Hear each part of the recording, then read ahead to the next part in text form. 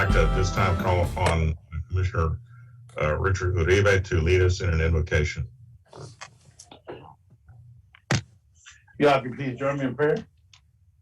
Our Father, who art in heaven, hallowed be thy name. Thy kingdom come, thy will be done on earth as it is in heaven. Give us this day our daily bread, and forgive us our trespasses, as we forgive those who trespass against us. And lead us not into temptation, deliver us from evil. For thine is the kingdom, the power, and glory, forever. Amen.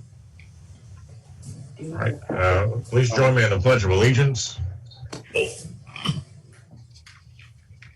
I pledge allegiance to the flag of the United States of America and to the republic for which it stands, one nation, under God, indivisible, with liberty and justice for all.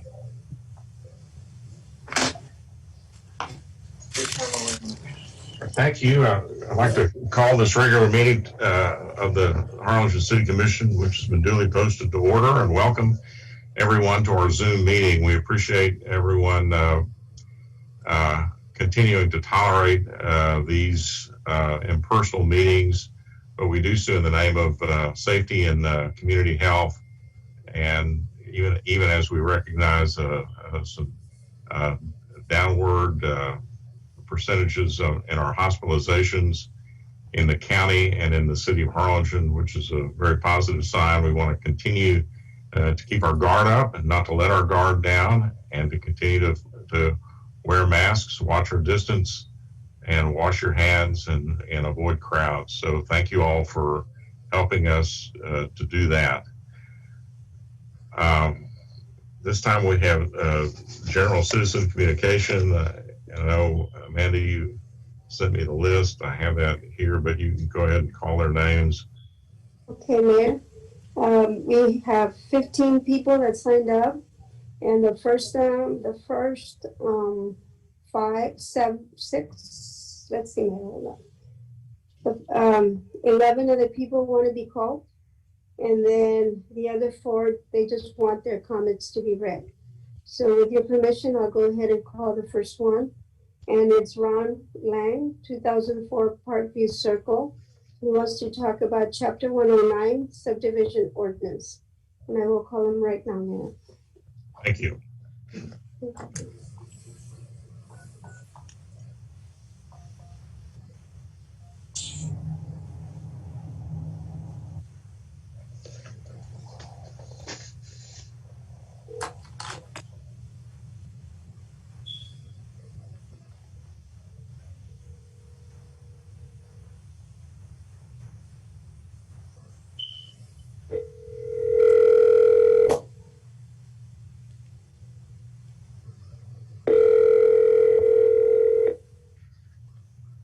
Your call has been forwarded to an automatic voice message system. 95636711114 is not available.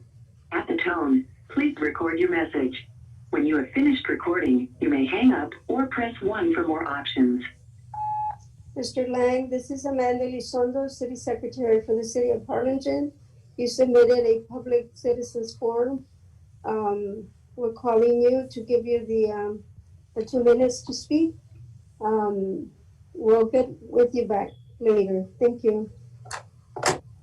Okay, Mayor, the next one is John Lang, 1702 Gabriel's Landing.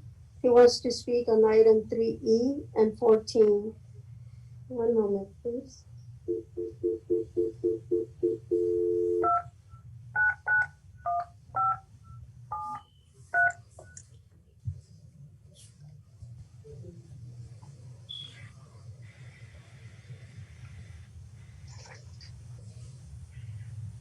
Hello.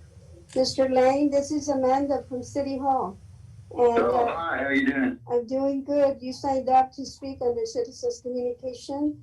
I'm going to go ahead and start the clock for 2 minutes, and I'll tell you when to start. Okay. You may start now. Okay. On the City Commission agenda, item 14, board appointments. Airport Board, 4 members with expired term dates. Audit Committee, 2 members with expired term dates. Community Development Advisory Board needs to label the alternates. Downtown Improvement District Board, which is the Harlingen Downtown Board of Directors, 5 with expired terms. Harlingen Community Improvement Board, 2 expired terms. Harlingen Housing Authority Board, 5 expired terms. Harlingen Finance Corporation, 5 expired terms. Keep Harlingen Beautiful Board, 6 expired terms. Are you changing the name of the Healthy Harlingen Advisory Board to the Mayor Wellness Council? If so, you should appoint a council or a board.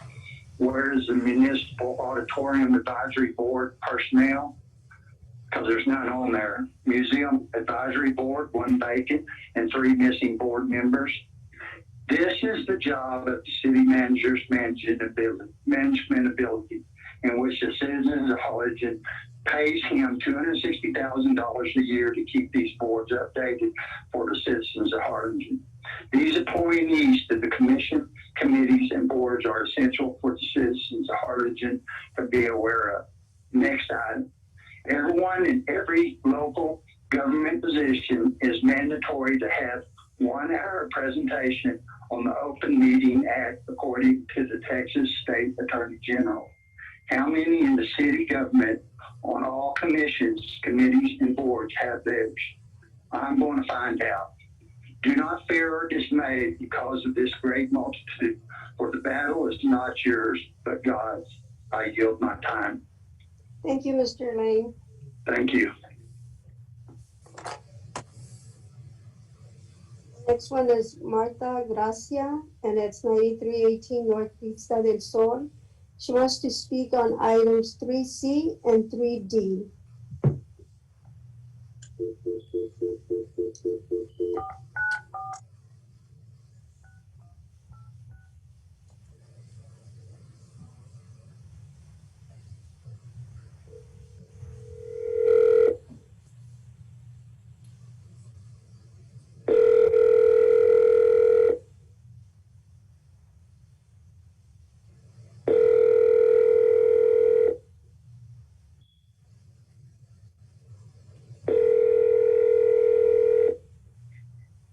Hello?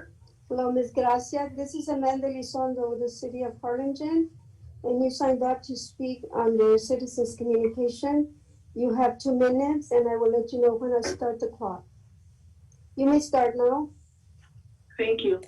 First thing, some of the citizens are being misinformed that the property locations that we invested are not categorized in exact zone code.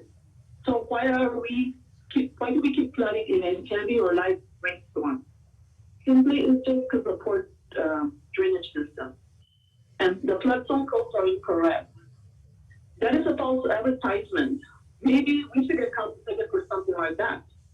For the agenda 3, I disagree. To adopt and amend the ordinance of 109 subdivision, development guide, and adding a new article. That is all the same thing. Just look around. Most of the recent development, the drainage continues failing. And you know that it's pretty bad. So we have paid thousands of dollars in taxes, repairs, and some of us are living in old homes because we can't afford it. Also, after you file so many insurance claims, your coverage gets denied. We need a new flood protection plan study with better equipment, material, ditch, and etc. for the drainage issues. What experts are you guys calling? The drainage matter is the way. The drainage matter, that is way overdue. And the trauma floods are increasing, and we continue flooding. We have all been broken, physically, emotionally, mentally, and financially. We are suffering. I reserve my time for agenda item 3, please. Thank you. The next one, Mayor, is Eddie Rocha, 538 Lake Drive, items 3C, 3D, 4, and 5.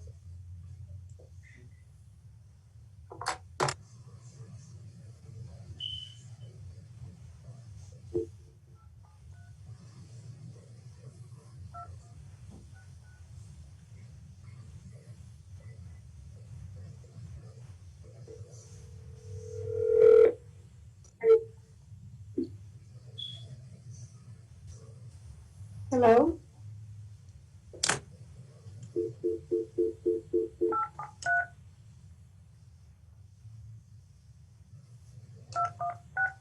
The number you dialed is in.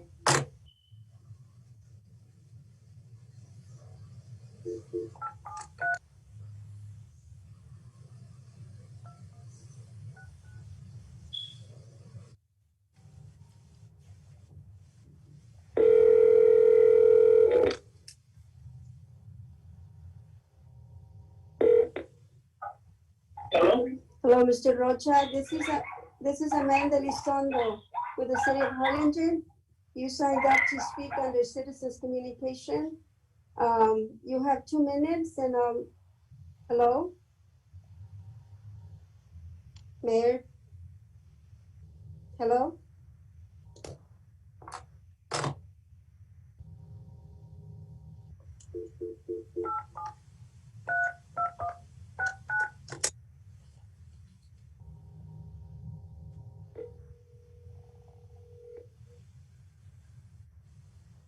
Your call has been forwarded to an automatic voice message system. 95687322169 is not available. At the tone, please record your message. When you have finished recording, you may hang up or press 1 for more options. Mr. Rocha, this is Amanda Lizondo with the City of Harlingen. We filed a Citizens Communication form. Hello, Mr. Rocha? Yes, I don't know what's going on with it. Are you there, Amanda? Yes, I'm right here, sir. I'm gonna start the clock for you, and you may start now. Okay, by any chance, are we gonna talk about all items, item 3C, item 3D, items 5 and 6? Are we gonna talk about each individual before I get started? No, you're gonna speak. You have 2 minutes to speak on whatever you choose. On either, okay. Well, I thought we were gonna go on each one of them. Okay, well, on item 3C, I vote no. On item 3D, I vote no. And items 5 and 6, I vote yes. Here again, the guidelines that you are doing for these flood developments is not working. It's not good for the citizens of Harlingen. We need to improve the drainage system, get bigger pipes. We need to improve the old system that we have, and we need to improve it. And as far as item 5 and 6, infrastructure grant funding, we need to try to hurry up and get more funding. I mean, it's out there, and the city needs to get out there and get this funding to help the citizens of Harlingen, but we can start fixing this infrastructure that has been for decades. And most of you guys have lived in Harlingen long enough. You know that we have a problem with flooding, and we keep passing this down the line, and we're not getting it fixed. So thank you for your attention. If there's any time left over, I'll pass it on. Thank you. Thank you, sir. Okay, Mayor, the next one is J.V. Garcia, 5718 Wild Persimmons, item 3C and 3D.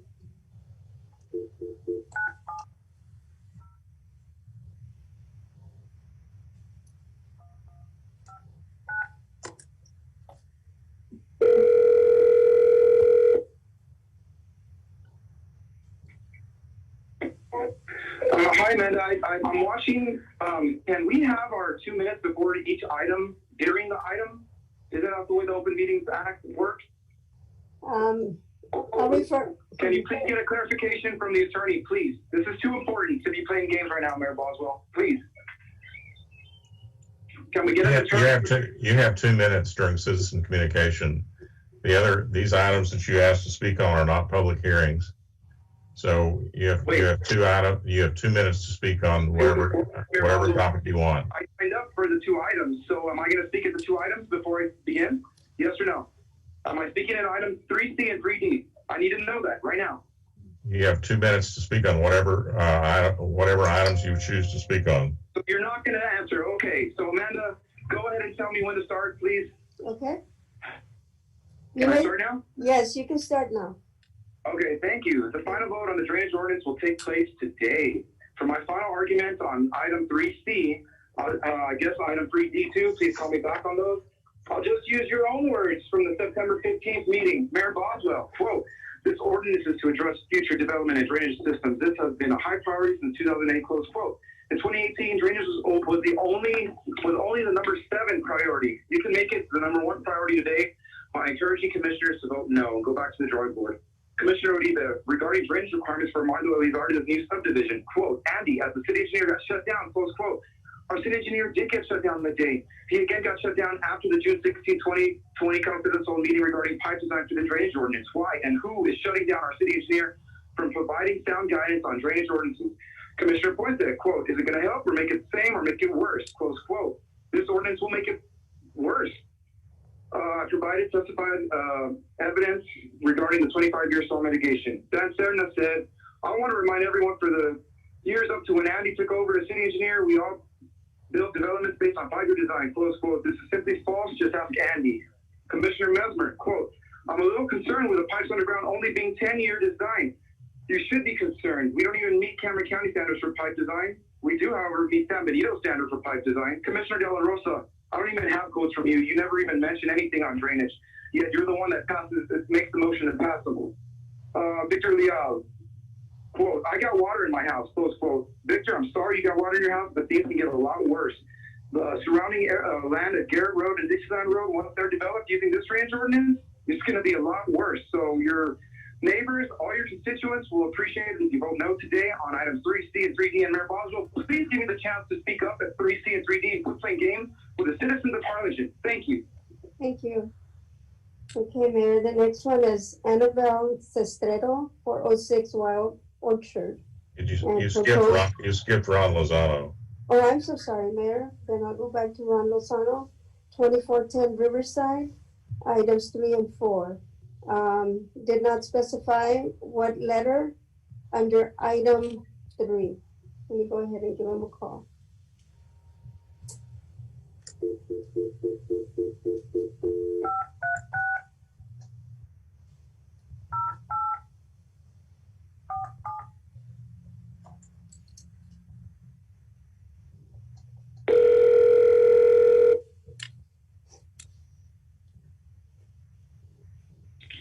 Hello. Ron, this is Amanda. Ron, you signed up for Citizens Communication to speak on. Right, as you mentioned, item 4 didn't have a subset, and I'll go ahead and defer, and after the presentation is made on item 4, then I'll go ahead and make a comment. And thank you very much. Since these are consent items, you're just going to speak now. Your 2 minutes are now on whatever items you want to speak on. As I said, I'll forego that. You've got, seems like you have plenty, and I don't want to address a comment that the attorney made a while back. Let me just wait till item 4 presentation, and then if you could please call me back. Thank you. You're right. Your time is now, not later. We're not going to call you back. He hung up, Mayor. Okay.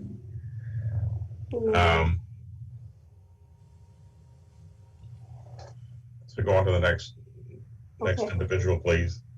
Annabelle Sestredo, 406 Wild Orchard, proposed drainage ordinance.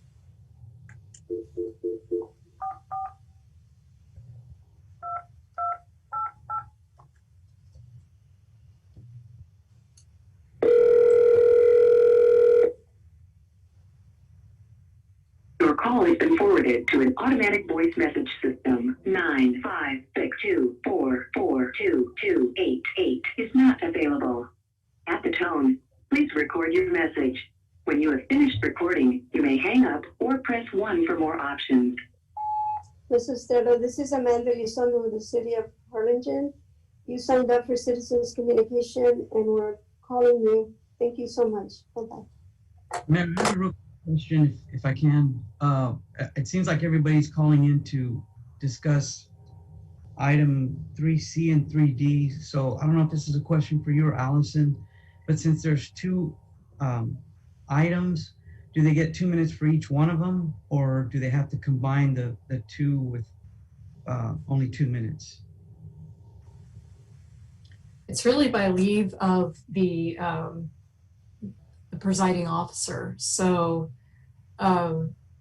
Well, these items are on the consent agenda, and there's no discussion on the right. consent agenda, and so I'm giving them the time prior to the meeting, prior to reaching the consent agenda. Mm-hmm. So, for example, there are 4 or 5 people who have signed up to speak on the Shadowbrook variance.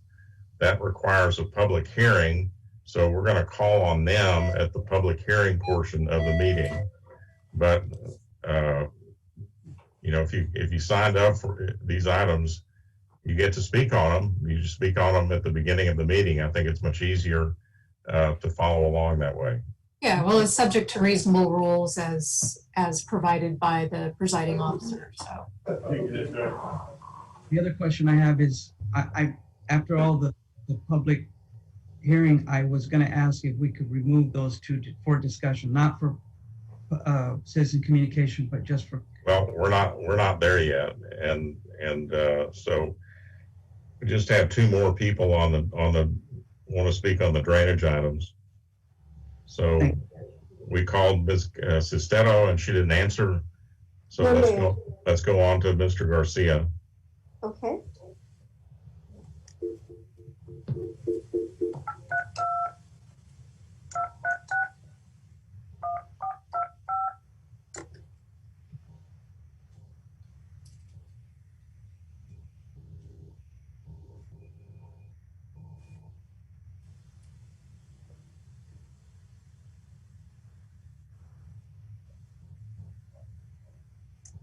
Amanda, it has an 832 area code. You need to dial the area code.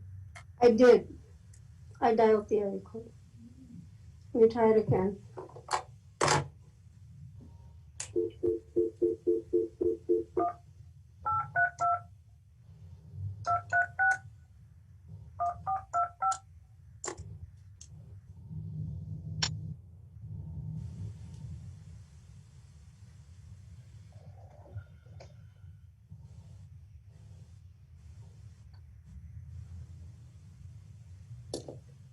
Let me try without the area code.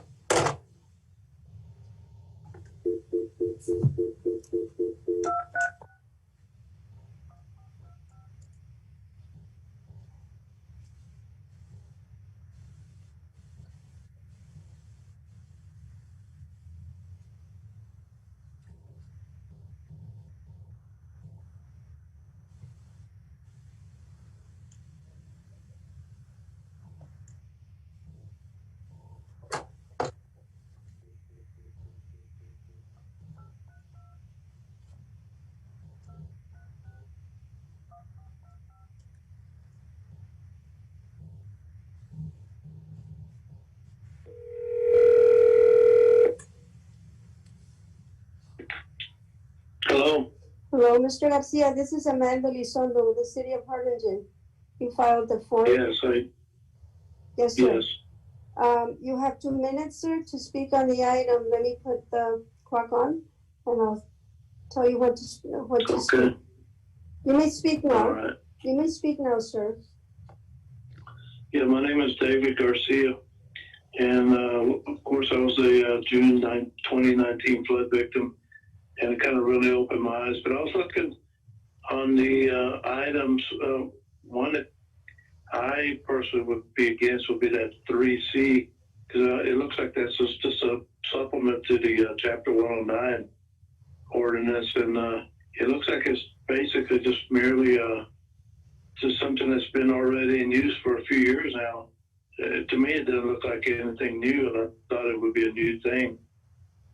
Item 3D would have been another one that I would have been voted against because on Chapter 109, because again, it does not anything new for the drainage from what I'm reading. And 2 items 5 and 6 that I was reading, I would be definitely for that because it's grant money for the flood studies and things like that. And I really look forward to all of this really being put together because I think jointly we could all try to get this flooding and drainage issue under control because as we all seen, a lot of hurricanes this year. Yeah, that's pretty much what I wanted to say. Thank you for your time. Thank you, Mr. Garcia. Thank you, Mr. Garcia. Okay, so Amanda, go ahead and read Dawn Graves' statement on drainage. She's number 15. Number 15. Okay, Mayor. Let me go ahead. And time yourself, because I think the written statements need to be within 2 minutes also. Okay, sir. So here I go. Thank you, Mayor. I've been a citizen of Harlingen for over 45 years. I realized that we have gone through many changes during that amount of time. For over 30 years, I have lived in the Pendleton Park area, and we have a serious flood problem for the past 5 to 6 years.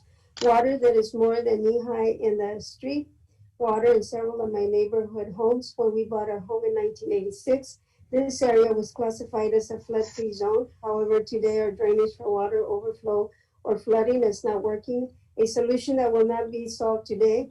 My suggestion, along with many of my neighbors, is to please vote no and revise the ordinance for a better drainage solution. Simply, obviously, what you are thinking and doing isn't working. Please hear our voices. Our voted city personnel need to rethink about your neighbors from your district as well as others. Please see our problems through your eyes. We all work hard to live our dreams, have our own homes, pay our bills, and we want a good life. We deserve to be given that. Please again hear our voices. We need an improvement, and needs to start is to unearth and use all Harlingen parks for extra water drain, have a drainage dish, grass cutting schedule with a mulcher mower so that the 12-inch drains in our neighborhood won't get clogged. Poor drainage brings mosquitoes as well as water in homes, family being torn apart and separated.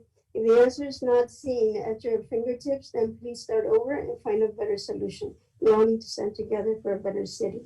We need to once again be Harlingen proud. Thank you for your time. Respectfully, David Burns. Okay, Mayor. All right, thank you. We'll call the other citizens who have asked to speak during the public hearing on item 9.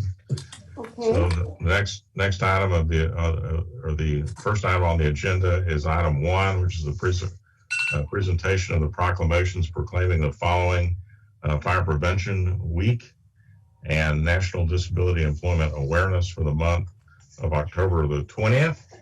So if you'll bear with me, we'll try to move through these quickly. Whereas the City of Harlingen is committed to ensuring safety and security for all those living in and visiting Harlingen, and whereas in 2019, home fires killed more than 2,630 people in the United States, according to the National Fire Protection Association, and fire departments in the U.S. responded to 357,000 home fires, and whereas cooking is the leading cause of home fires in the United States between 2013 and 2019, fire departments over the U.S. responded to more than 173,000 fires. And whereas 2 out of every 5 home fires start in the kitchen, with 31% of these fires resulting from unattended cooking, whereas more than half of the reported non-fatal home cooking fire injuries occurred when the victims tried to fight the fire themselves, whereas children under 5 years old face a higher risk of non-fire burns associated with cooking than being burned in a cooking fire, and whereas Harlingen residents should stay in the kitchen when frying food on the stovetop, keep a 3-foot kid-free zone around cooking area, and keep anything that can catch fire away from stovetops. Whereas residents who have planned and practiced a home fire escape plan are more prepared and therefore more likely to survive a fire. Whereas Harlingen first responders are dedicated to reducing the occurrence of home fires and home fire injuries through preservation and prevention, protection, education. And whereas the 2020 Fire Prevention Week theme, Serve Up Fire Safety in the Kitchen, effectively serves to remind us to stay alert and to use caution when cooking to reduce the risk of kitchen fires. Therefore, I, Chris Boswell, Mayor of the City of Harlingen, hereby proclaim the week of October 4th through the 10th, 2020 as Fire Prevention Week throughout the city, and urge all people of Harlingen by checking their kitchens for fire hazards and using safe cooking practices during Fire Prevention Week, and support the many public activities and efforts by Harlingen Fire and Emergency Services. That's certainly a good message while many of us are staying at home. during COVID-19 and cooking. So be careful out there, and we thank the Harlingen Fire Department for presenting this message to us. Second proclamation is for National Disability Employment Awareness for the month of October 2020. Whereas in 1945, Congress passed Public Law 176, declaring the first week of the month of October as National Employ the Physically Handicapped Week. And in 1962, the word physically was removed to recognize the employment needs and contributions of individuals with all types of disabilities. And whereas in 1988, Congress declared the month of October as National Disability Employment Awareness Month to bring awareness of the employment needs and contribution of individuals with all types of disabilities. And whereas Americans observe the month of October to praise the accomplishments of the men and women with disabilities, whose work helps to maintain the nation's economy strong, and by reaffirming their commitment to ensure equal opportunity for all citizens. And whereas workplaces throughout the nation welcome the talents of all people, including people with disabilities. And whereas the City of Harlingen recognizes National Disability Employment Awareness Month to raise awareness. And whereas activities during this month will reinforce the value and talent of people with disabilities. Now, therefore, I, Chris Boswell, Mayor of the City of Harlingen, hereby proclaim the month of October 2020 as National Disability Employment Awareness Month, and call upon employers, schools, and other community organizations in the City of Harlingen to observe this month with appropriate programs and activities. So we want to thank everyone for bringing those two messages and proclamations to our attention. Item 2 is the approval of the minutes of the regular meeting of August 19th, 2020. Are there any additions or corrections to the minutes? Or is there a motion to approve the minutes as presented? So moved. Second. All those in favor say aye. Aye. Those opposed, like sign. Motion carries. Was there anyone? Was there a sponsor of those proclamations that wanted to say something?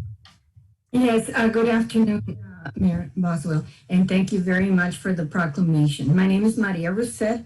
I work with Workforce Solutions Cameron, and with me is Noe de la Fuente for the Texas Workforce Commission Rehabilitation. We both have interest in Harlingen, very much so, because they've been wonderful partners with us in bringing employment to the city of Harlingen. We have now merged with the Texas Workforce Rehabilitation Unit, and we have an office that we're co-housed. We have our business service unit along with the management unit for the Texas Workforce Commission Rehabilitation.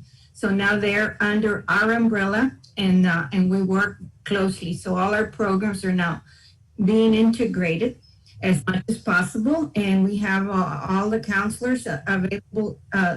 The rehabilitation counselors are now available in all our workforce centers, including the one in Harlingen. We have 2 sites in Harlingen. We have a one-stop that's on Harrison Street, it's been there forever. And then we have the Jefferson office where Mr. Noe de la Fuente works. And so our activities are going to be brief. They're going to be online, and we'll be sending them through social media and any way that we can communicate. I'd like to introduce Noe de la Fuente. Are you here, Noe? Yes, I'm here. Okay, thank you. Thank you, Maria. Mr. Mayor, commissioners, and city staff, thank you for the opportunity to come. And I know our time is short. I just want to say that everybody counts, especially in these days, whether for employment. And just to let you know that we just finished our last fiscal year at the close of August 31st, and we had over 232 disabled individuals in Cameron County that the counselors work diligently in placing them in competitive employment. So it's a good thing. It's a great thing because, as we all know, times are tough, and all Americans need to work. And we provide these services, your tax dollars at work, to getting these young men and women to contribute. Thank you, and we appreciate the City of Harlingen for everything that they do, and we're going to keep going forward. Thank you. Thank you. All right, thank you all very much for sponsoring that proclamation and providing that information to us. This is a little different for us. Normally we'd have you up in the front of the near the dais, and we'd present the proclamation to you. And I'd know that I'd be a little more aware that you're here. So sorry I skipped over you, but thank you very much. Understand. Thank you. All right, now we go to the consent agenda, items 3A through G. Is there a motion to adopt? So moved. I'd like to make a motion to approve the consent agenda except for 3C and 3D for discussion, please. All right, so you're asking to remove C and D, so Mayor, I'd like to remove F if possible for discussion, right? Really for clarification. okay. Commissioner, I didn't understand that. I'd like to bring item F out of consent agenda, or if I can simply ask Dan a question. Okay, we'll take B and C and F off the consent agenda. Is there a motion to approve items 3A, 3B, 3E, and 3G? So moved. So moved. Second. All right, we have a motion and a second. All those in favor say aye. Aye. Aye. Commissioner Mesmer, I heard you, but I saw your hand, but I didn't hear you. Yeah, he voted aye. Okay. All right, so we're going to take up item 3C, which is second final reading, to approve it and adopt an ordinance amending the City of Harlingen Code of Ordinance, Chapter 109, subdivisions, adding a new Article 9, City of Harlingen Subdivision Development Guide, establishing a standard design guide for public infrastructure. Is there a motion to approve that on second reading? So moved. Is there a second? Second by Commissioner De La Rosa. Is there discussion? So just for clarification, at the last meeting on this ordinance, I'm a little confused on the cost that it was going to be for. There was a difference between the 25-year and the 50-year issue, and I was wondering. I know Commissioner Uribe had asked what was the difference in the cost, and it wasn't answered. And I was wondering if Javier could answer that, or someone could clarify that. Andy, Carlos, you guys want to chime in here? Sure, absolutely. Good evening, Mayor and Commissioners. There was some information provided by Mr. Garcia that did a kind of an example of that. It wasn't a fully vetted subdivision, but I believe he generally went through the calculations. It's kind of difficult to put an actual number on it because each subdivision is unique in its development, and it's just a hard thing to conceptualize. So I don't believe personally there's a real good example of a conceptual subdivision that would review that sort of thing, because you've got to take into consideration if the subdivision is going to be proposing detention or not, or if there's other drainage systems involved. And I believe the conceptual subdivision provided by Mr. Garcia did not include a detention pond. So there may have been additional piping required. It's just a hard thing to actually say there's an X% increase in cost between a 25 and 10-year storm. But Andy, so having said that, doesn't that almost dismiss their argument that it's too expensive to do? If they can't, I mean, there should be some kind of number. A developer sure, I would imagine, has a number. But that argument almost says that, well, you really can't tell. Then they can't argue that it's an exorbitant amount of money. And that's what I was asking for in the last meeting. When they're saying, I understand the other side of it is it may not be necessary to do it because of engineering, practices or whatever. But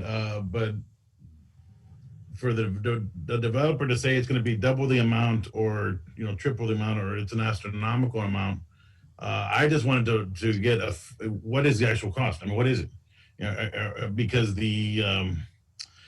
I think what everybody's upset about is the flooding that's happening in the homes and the cost that it is to the citizen and the insurance companies and the that stuff. This is not a problem. I don't think that's going to go away today. Like somebody stated earlier, I'm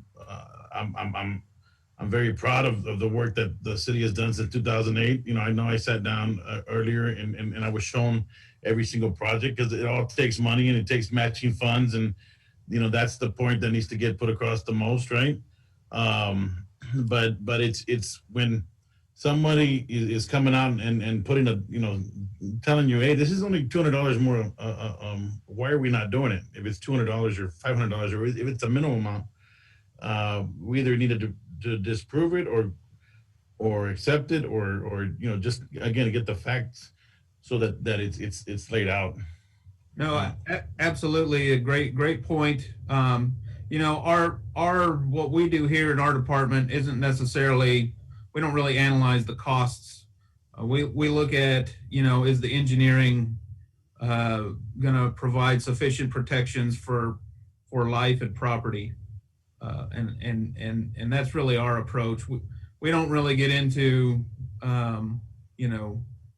cost prohibitive or that's not really how we look at the analysis of it. So, Mayor, Commissioner, if I may, and to follow up what Andy just shared, again, the study that was presented by Mr. Garcia, again, from what I was able to interpret from that is that when you go from a 25 to a 50-year storm, your volume detention requirement may increase up to 30 to 40%. Now, how you interpret that or you translate that to a cost is where the engineering comes in, the way you lay out your subdivision and your outfall points. In the scenario that was presented, you had outfall points along the perimeter of the subdivision. So your distance to your outfall point was somewhat minimized. And again, it did lack the detention pond. So volume-wise is what we as engineers can kind of interpret. On the cost side, we, I guess, really depend on the dollar values that we get are going to be different than what a contractor on the private sector is going to provide to the developer. so can I go back to my question?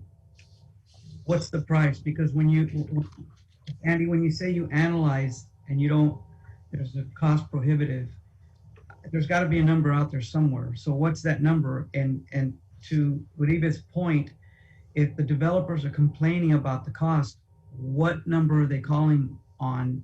And Carlos, you said that the key word is it may increase from 30 to 40%. How is that analysis? How is that analysis studied?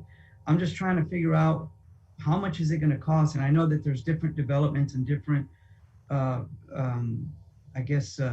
projects that are out there, but we have to have a minimum. And if we have a minimum, what is that number and what's the maximum and what's the cost difference between those two? And is it really that much? And Andy, I just want to point out, because again, I did get shown some items. There's also the fact that putting a bigger pipe in a certain neighborhood may not be the answer, right? Because that may, if I understood the data correctly, that's going to cause a worse problem than the other way. I don't know if I'm wording that correctly. That's correct, Commissioner. I think when you're looking at the water surface elevation at the outfall point, or in this case, a drain ditch, if the water surface elevation in that drain ditch is higher than the elevations of the street, then you're going to start having some water backing up into the roadways. And so if you have a larger size pipe, well, then yeah, you're gonna have more volume going backwards. Backwards. So I think that's important to note as well, right? I mean, it's not the bigger pipe's not the fix it all for every single. That's correct, and that's why the engineering design is it's somewhat complex, and it's not there's no one solution that fits the entire type of scenarios that you're gonna encounter out in the field. You what? Coach called me quarterback. Commissioner Puente, It's okay. Is there any other discussion? Yes, I have one more question. When I'm looking at 109.3, section 109.3 purpose, page 10, number 10, it says to facilitate adequate storm water management by providing drainage systems and associated structures and appurtenances with new subdivisions to reasonably protect against loss and life of property during flooding. So to that point, does it really matter whether we charge or whether the developers pay the maximum when it comes to that point? Because, and again, my point is, let's do whatever we can to protect our citizens, new ones or the ones that are existing, and still we don't know what that cost is. And if it's not that much of a difference, then so why don't we go to the maximum? And then during the variance process, we can determine whether it's needed or not. Like you said, Andy, that there's different, scenarios for each development. Is that something that we can do? And is that something that we can amend right now? Or do we need to table this so we can kind of figure out and iron these wrinkles out to get maybe some more answers? I'm worried about just going with just approving it at this point, because I still don't know how much it costs. And if can we go to a maximum instead of just a minimum? All right. Is there any other? Yeah. If I could think aloud, I hear two of our city engineers saying there are dozens and dozens of variables, and you can't come out with a dollar and cent exactly. It's the size of the development, it's the size of the lots, it's the size of the concrete, including the driveway, it's the width of the streets, how much acreage is taken up by streets, and more importantly, elevation. And when you're tabletop flat and then 17 miles, you go from 42 feet to 0 feet at sea level, that's not much of a gradient. And so water tends to pool. And so every 2 or 3 or 4 inches in the elevation of a development matters. And where are the drainage ditches and how close are they and what is their elevation relative to the new development coming in? And so I hear you guys saying, I want dollars and cents. And what I'm hearing engineers say is there's so many variables that we can't put a penny or a dollar to this. But the city is acting in its best interest to protect all citizens, especially those in the new development. And on the flip side, as the mayor has said before, is we have all the old developments, we have the existing city infrastructure, the houses, the streets, etc. And that we're applying for funding for this, we're applying funding for that, and it takes millions and millions of dollars to properly drain the city because of our elevation and the gradient to the ocean. And so that we have two things going on, and the city has been addressing them both. Thank you. Commissioner Mesmer, thank you for that. That's a very good point. But to that, the developers are still complaining about a cost, and I still don't know what that cost is. And I know you're saying there's different variables, but I know there's so many different variables, but there's a minimum and a maximum. And I still haven't gotten my answer from anyone as to how much it costs and what's the difference going to be. Okay. I think the staff has done a very good job of answering your question, but Commissioner Leal. Yeah, I just want to, I want to speak my piece. I hear all the comment, and I asked questions of staff after the last meeting, and my interpretation, and if I'm wrong, Andy and Carlos, tell me, but my concern was this pipe. Same question that Commissioner Puente is asking. How much is the pipe going to cost? And what I was told is that this 25-year, 10-year was really the pipe that connects the subdivision to the outfall. That's really where all the engineering takes place, because if we have an elevation at a canal and it's going to be higher than the subdivision, we don't want to put this huge outfall into that canal. I mean, it doesn't make any sense. And so, what I was told is that when the whole design process is taking place, that's where all those things, all those factors take place. The whole intent of this subdivision ordinance is to mitigate the water and do it in a smart way that, number one, we don't cause flooding in the subdivision, and then the dance that we take is we don't overrun the outfall, because when you overrun that outfall, now you've corrupted everything else that has to outfall into the same canal. And so to that, on Friday at Rotary, we had Tim Smith, and I was asking him, he was talking about rain and the rainstorms. And I said, are there areas of the valley that are more susceptible to flooding than others? He says, the problem that we have is that what Commissioner Mesmore just said, we're flat.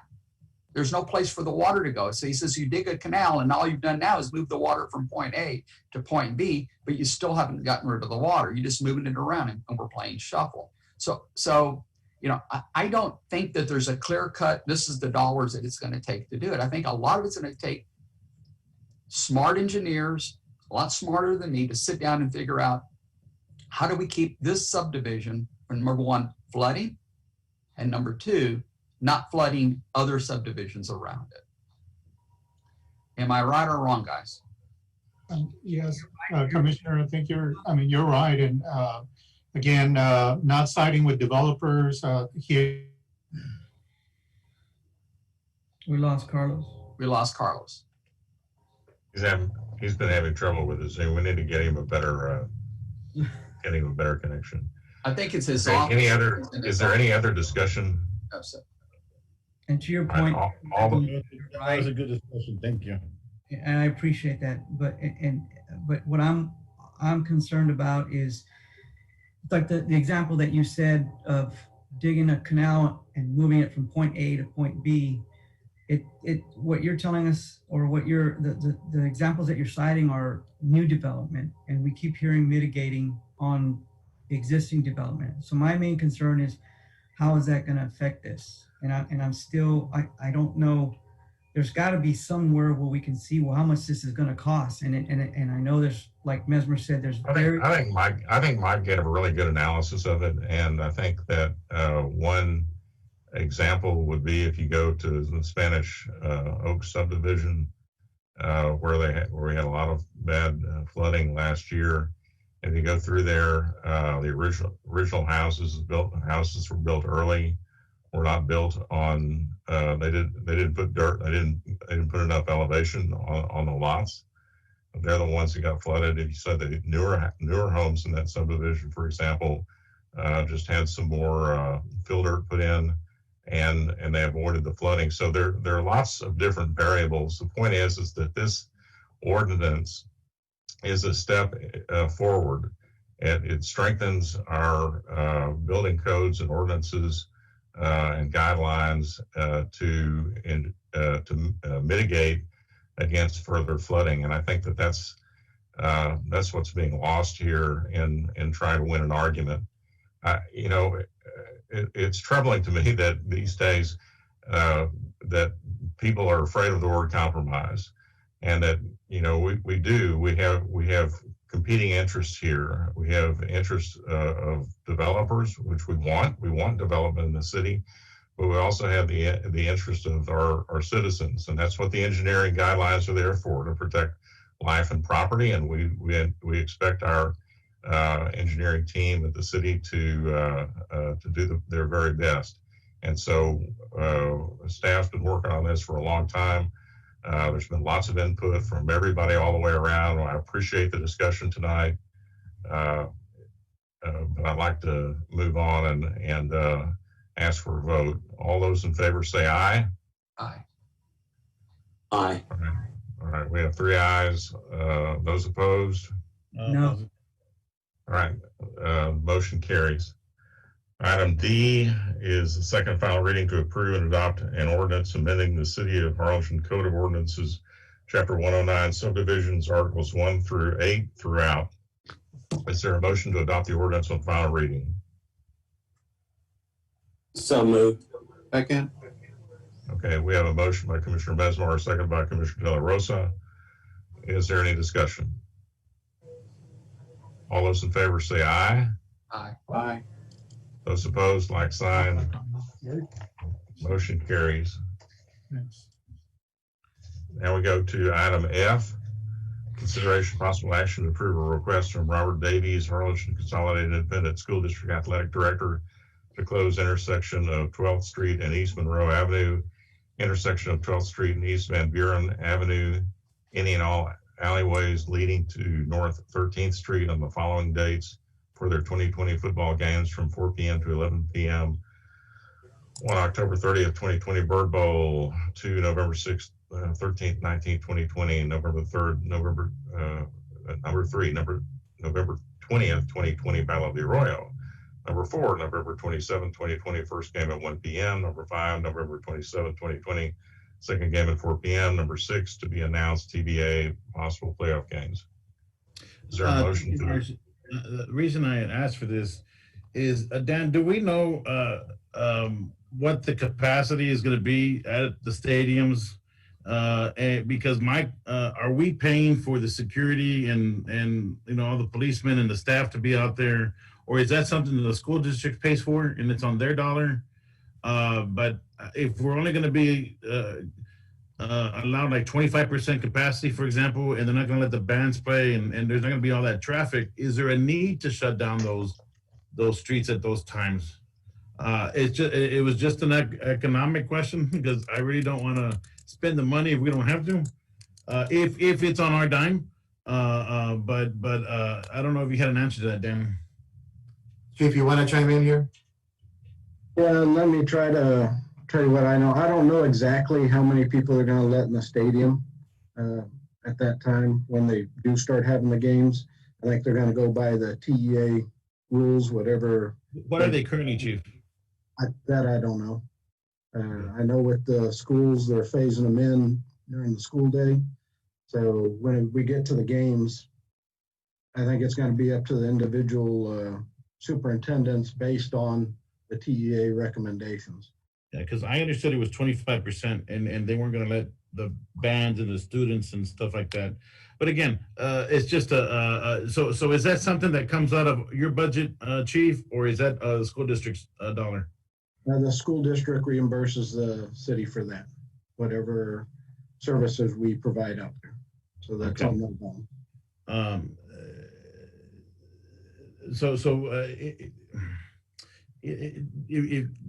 If there is no need to close the streets, should we close the streets, or you're okay with closing the streets as whether there's students? I mean, whether there's capacity or not. I would recommend closing the streets. We can always alter it once we get there. If the game ends early or there's a lot less people than we anticipate. But if it changes during the course of the season where they add more people, then obviously that increases the danger to the students and everybody along 13th Street. I would recommend leaving it closed at this point.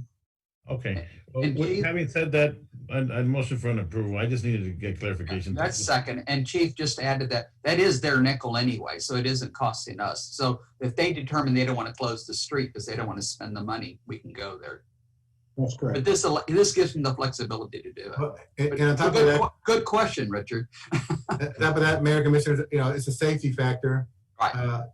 So if there's 50% or 25%, you still have that many folks crossing the street. And I think for safety reasons, we want everybody to have a good experience in Harlingen. and a safe experience. So, Thanks, Dad. Now you make me feel better. sorry, sir. Any other discussion? All those in favor say aye. Raise your hand. Okay. Those opposed? Like sign, motion carries. Item 4 is a presentation on the City of Harlingen flood control and flood mitigation projects and grant opportunities. Carlos? Mayor Commissioner Carlos is going to take it from here. Yes, sir. Mayor, Commissioners, good afternoon. Sorry about that mishap earlier. My screen froze, so I hope that it doesn't do it again. Can you all see the blue screen with the PowerPoint? All right, good deal. So Mayor, Commissioners, again, thank you for allowing me this opportunity to come before you and give you all this update on the efforts that we've undertaken over several years, and more importantly, also the last couple of years, and also want to touch on what we've done and what we're doing, and how that's laying the groundwork for the next few years.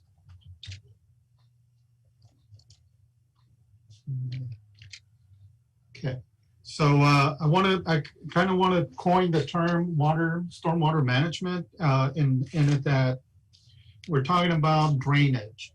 But when we talk about the term stormwater management, by definition, we're saying that stormwater management is the effort to reduce and control the amount of runoff or rainwater into the streets, to lawns, and other properties. The amount of runoff being the volume of water that is created by a storm or by a rain event. And so every storm, every rain event has and creates runoff, whether it be a 1 minute shower or a 1 hour storm event or a 5 hour storm event or a hurricane, obviously. The challenge that we encounter, and every city does this, and every entity is determining the state and the capacity of the existing system. Also, we look at preserving and improving the conveyance capacity of the system that we have. And at the end, also, we look always looking at mitigating or minimizing the impact to life and property that is caused by out of the ordinary storm events. And also at the same time, like the issue that was being discussed earlier, we talk about how we guide development responsibly through ordinances so that the impact to the existing system is minimized. Real quick, I want to touch on the characteristics of a storm. The amount of volume that's going to be created by a storm is going to depend on the intensity of the rain event, meaning the amount of inches that it drops over a period of time, the amount of surface area that's covered by the storm. It could be a cloud over just a 1 block area, or it could be the cloud or storm over the entire city. That's going to be a big factor on the amount of volume that we're going to have to deal with. And then also it deals with the soil type or the characteristics of the area where the storm falls, whether it be the soil type, whether the surface is pervious or impervious. All this is taken into account into how people at the USGS, United States Geological Survey, created what they call the depth, duration, frequency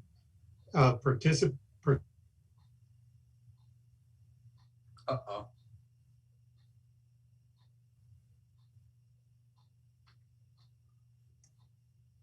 Hey, Carlos, you want to come over to my office and use this screen instead?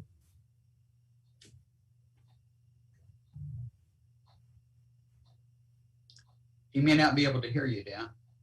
Let me walk over there, Mary. I'll walk over, Dan.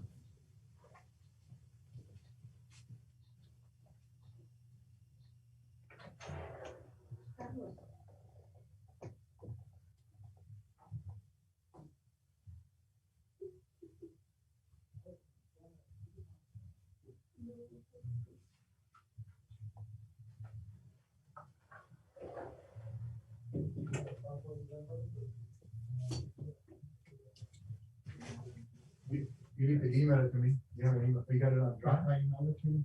You didn't get it? No. Let me hold on. Give us a minute.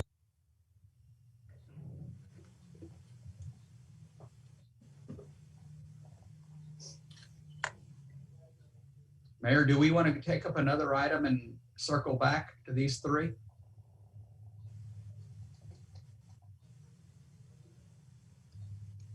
We can go to number 7. Okay, that was the one I had picked as well. He's back on. Let's see if we can get it going.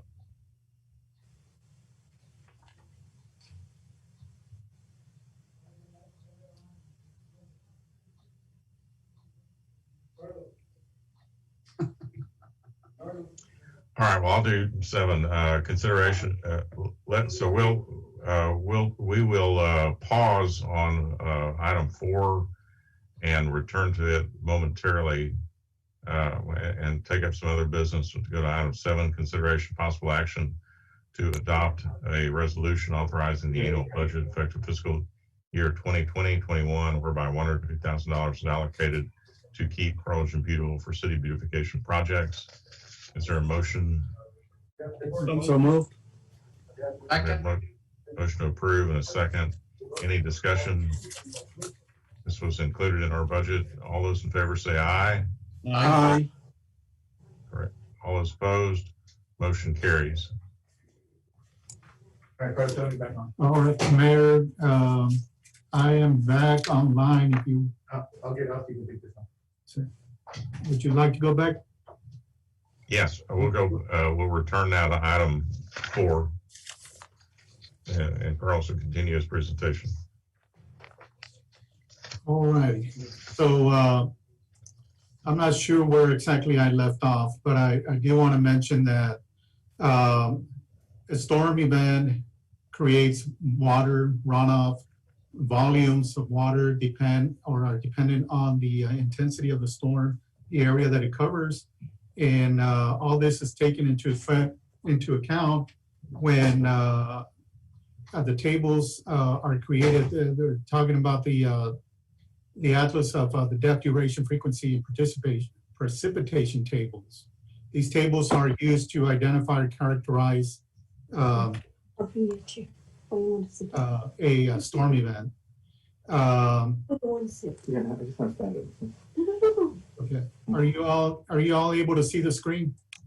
Yeah. Okay. I can take this. Okay. So if I may, Mayor, on the just to kind of give you an idea of the Hurricane Hannah, we had a storm event that dropped, I believe it was anywhere around 11 to 12 inches, but the intensity of the storm was spread out over a larger period of time, that our system, for the most part, was able to handle the event.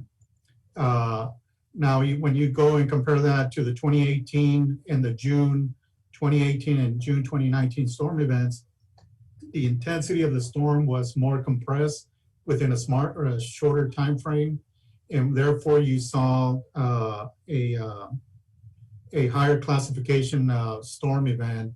Anywhere between 100 and 100-year storm is what the 2018 and 2019 events were classified for as. And so therefore, for that reason, we saw a lot of our storm sewer systems that were overwhelmed and saw a lot of localized flooding in our area. So the approach that we've taken over the years when it comes to stormwater management or drainage is that we have an existing system, and we also have the extension or a new storm sewer system.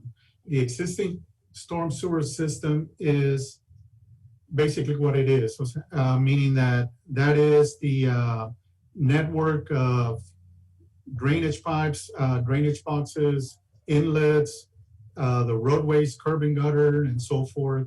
All these form our existing storm sewer system. Now, our drainage system falls into a drainage canal system that's owned and maintained many times by the drainage districts, at times the irrigation district, the county, and or IBWC as the ultimate conveyor, which is the Arroyo Colorado. A drainage system, an existing system, always needs to be have accurate information. It needs to be inventory, it needs to be mapped, field data. All that gives us an opportunity to be able to model and study the function and the effectiveness of a storm sewer system. And so that's what laid the groundwork for the master drainage plan back in 2008. Every drainage plan or master drainage plan lays out an opportunity to have a project identification, meaning that we're able to identify where the problems area are, look at the feasibility, whether it be issues with right-of-way, any other obstructions that might be out in the field, or and so forth. Project development involves the design of the project itself, and then the cost-benefit analysis, which many times is used for grant funding opportunities. When a government entity such as FEMA or the Texas Water Development Board go to consider our applications for grant funding, they look at the benefit that the community is gonna receive over the cost of the project itself. And so that ratio always needs to be over 1. Otherwise, they won't see that as a feasible project to fund.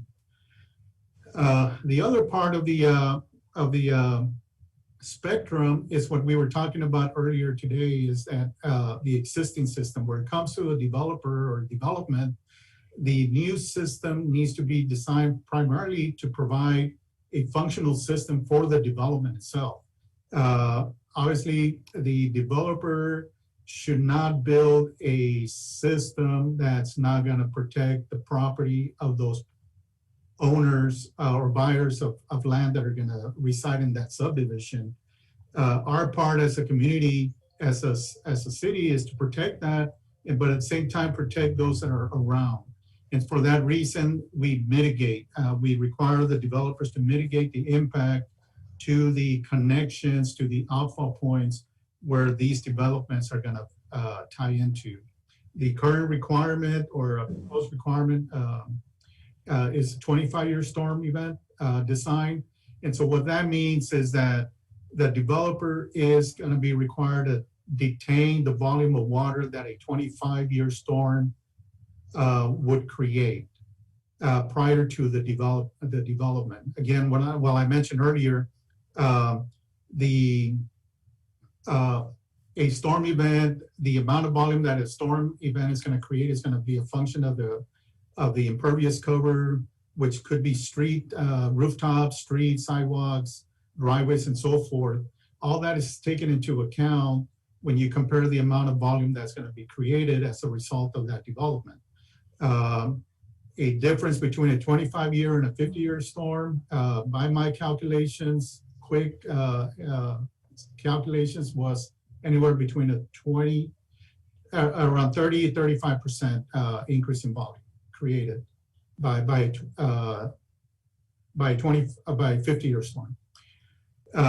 Again, these developments are designed by licensed engineers and are reviewed by our city engineer, who's also the floodplain administrator for our city. And at the same time, we are required by law to regulate building within the floodplain. So what I want to go into next, give you a snapshot here of our existing storm sewer system. We have over 670,000 linear feet of pipe throughout the city. This could be pipe anywhere from 12-inch all the way to 72-inch pipe, and some of these lines are also boxes, could be up to 10 by 10 boxes. At the same time, we maintain city responsible is 79,000 linear feet or 15 miles of drain ditches. Obviously, there's more drain ditches out there. Those drain ditches which we have great partnerships and relationships with, Drainage District number 5, Drainage District number 3, and the Harlingen Irrigation District number 1, take some of the brunt of conveying the storm water of the runoff from our storm sewer systems once we get them to those canals. So once we got all this information back in 2008, the master drainage plan,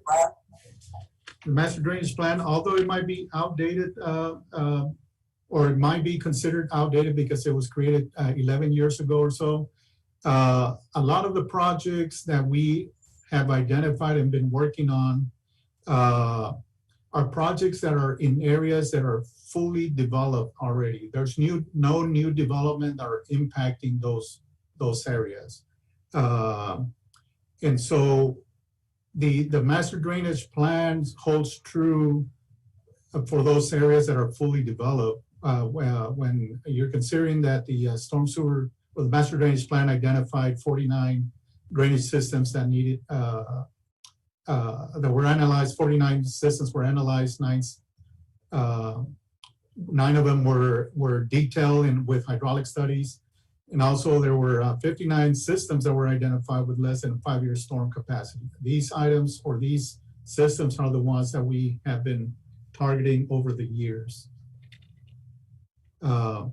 Quick note, the capital improvement projects that were identified back in 2008 and $2008, it's over $50 million. I would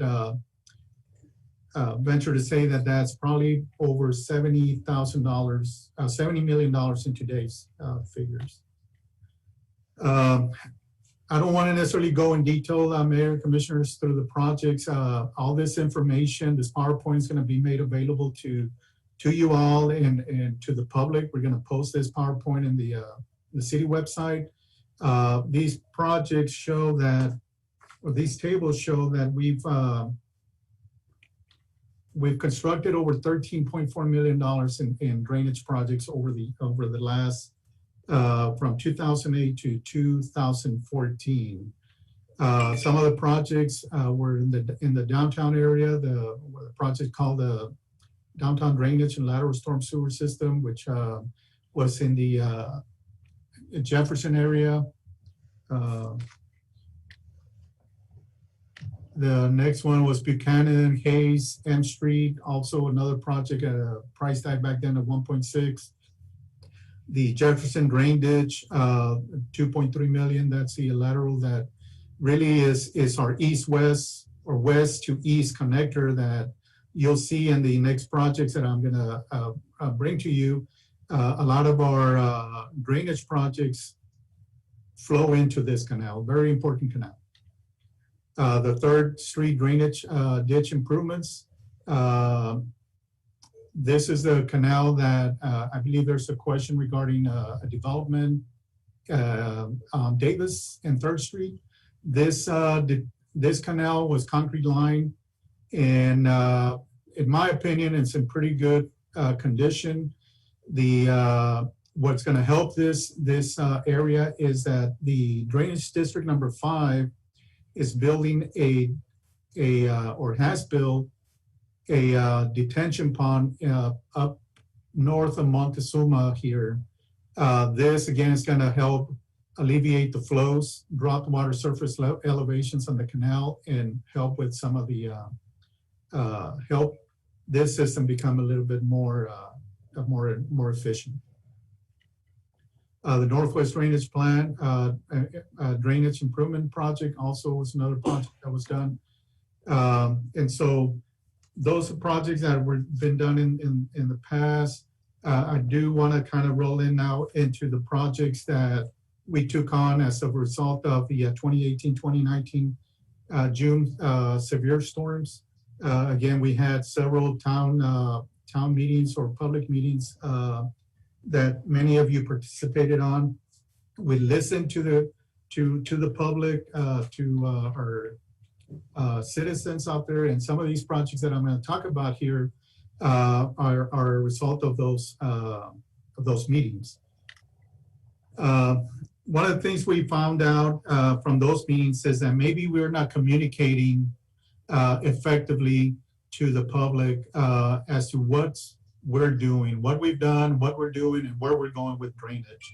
And so part of the task that our city manager and you all as city commission, mayor and city commission gave us is that we needed to put out more information. And so for that, we improve our website. We have a website now that the links are posted here, that where anyone can go in here and look at updates to the projects that we're currently undertaking.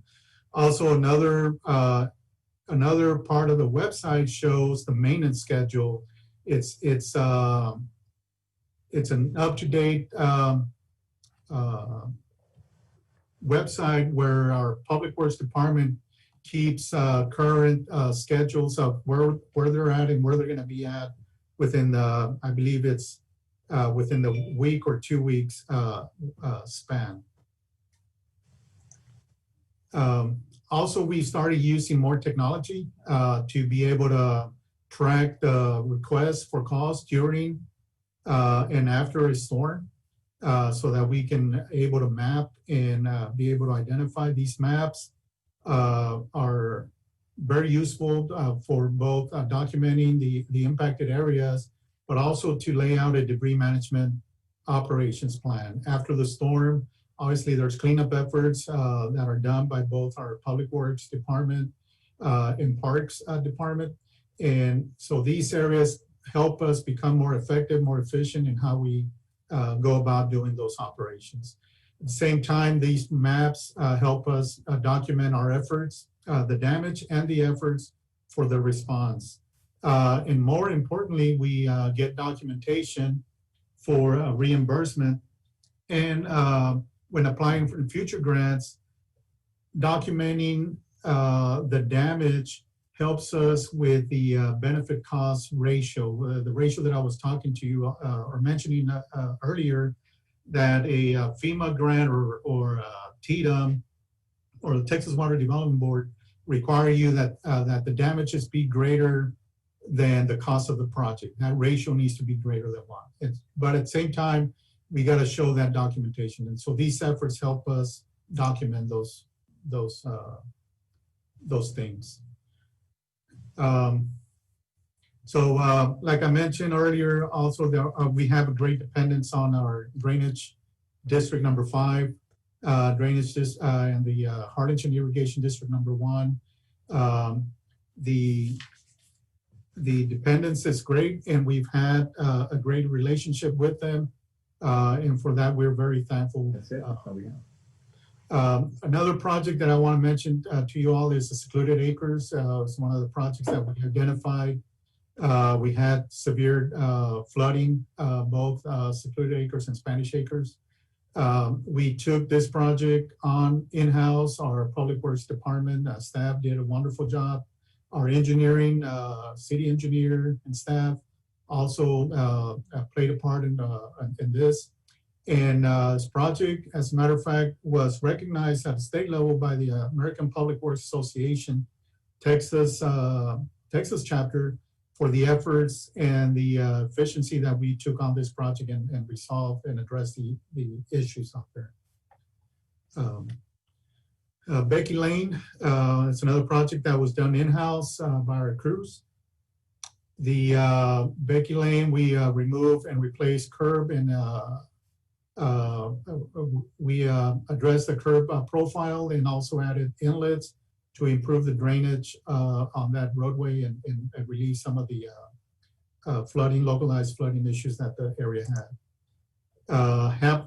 Halpin Road is another one from the business 83 to the north to the drainage outfall. It's another project that was done in-house by our Public Works Department. We went in there and re-profiled the drain ditches, created drain ditches or roadside ditches, I should say, and added driveway culverts at driveways to again secure the flow of the water in a northward direction. Lake Drive is another project that was done in-house by our public works crews. We went in there and removed and upgraded the inlets. Water in this area flows to 7th Street. And in a few minutes here, I'm going to talk about the drainage project that we have proposed to FEMA for funding. This project, I understand, still has issues, but that is not necessarily due to this area. It's due to the system on 7th Street. And with the 7th Street drainage project, we hope that that's going to resolve that, or it should resolve the issues of the localized flooding in this area. A very important project that was the construction management was done in-house, the design by our our city engineers, engineering department. And there was a contractor that was hired for this project. It was the buckling of the concrete lining on the Jefferson drain ditch. This project was done, completed in April 2020, and it had a price tag of just under $280,000. The 13th Street Drainage Improvement Project. This was one of the partnerships with both the Drainage District number 5 and the Harlingen Irrigation number 1. The project cost in-house was $157,000. Part of that is being paid by the Drainage District, or was paid by the Drainage District, because some of that falls outside the city limits. And had we not done this project in-house, this project was one of the projects that we slated and had requested for several years. I think it dates back to 2015 or 2016 that we've been asking FEMA for funding. The price tag on this project would have been around $650,000. So we realized some savings by doing this in-house, and we're very grateful to the Irrigation District for doing the labor, and Drainage District number 5 for sharing the cost on this project. One of the projects that is kind of lagged behind, Dixieland Road drain ditch improvement. This is the project that starts over here by the retail area off of Lincoln.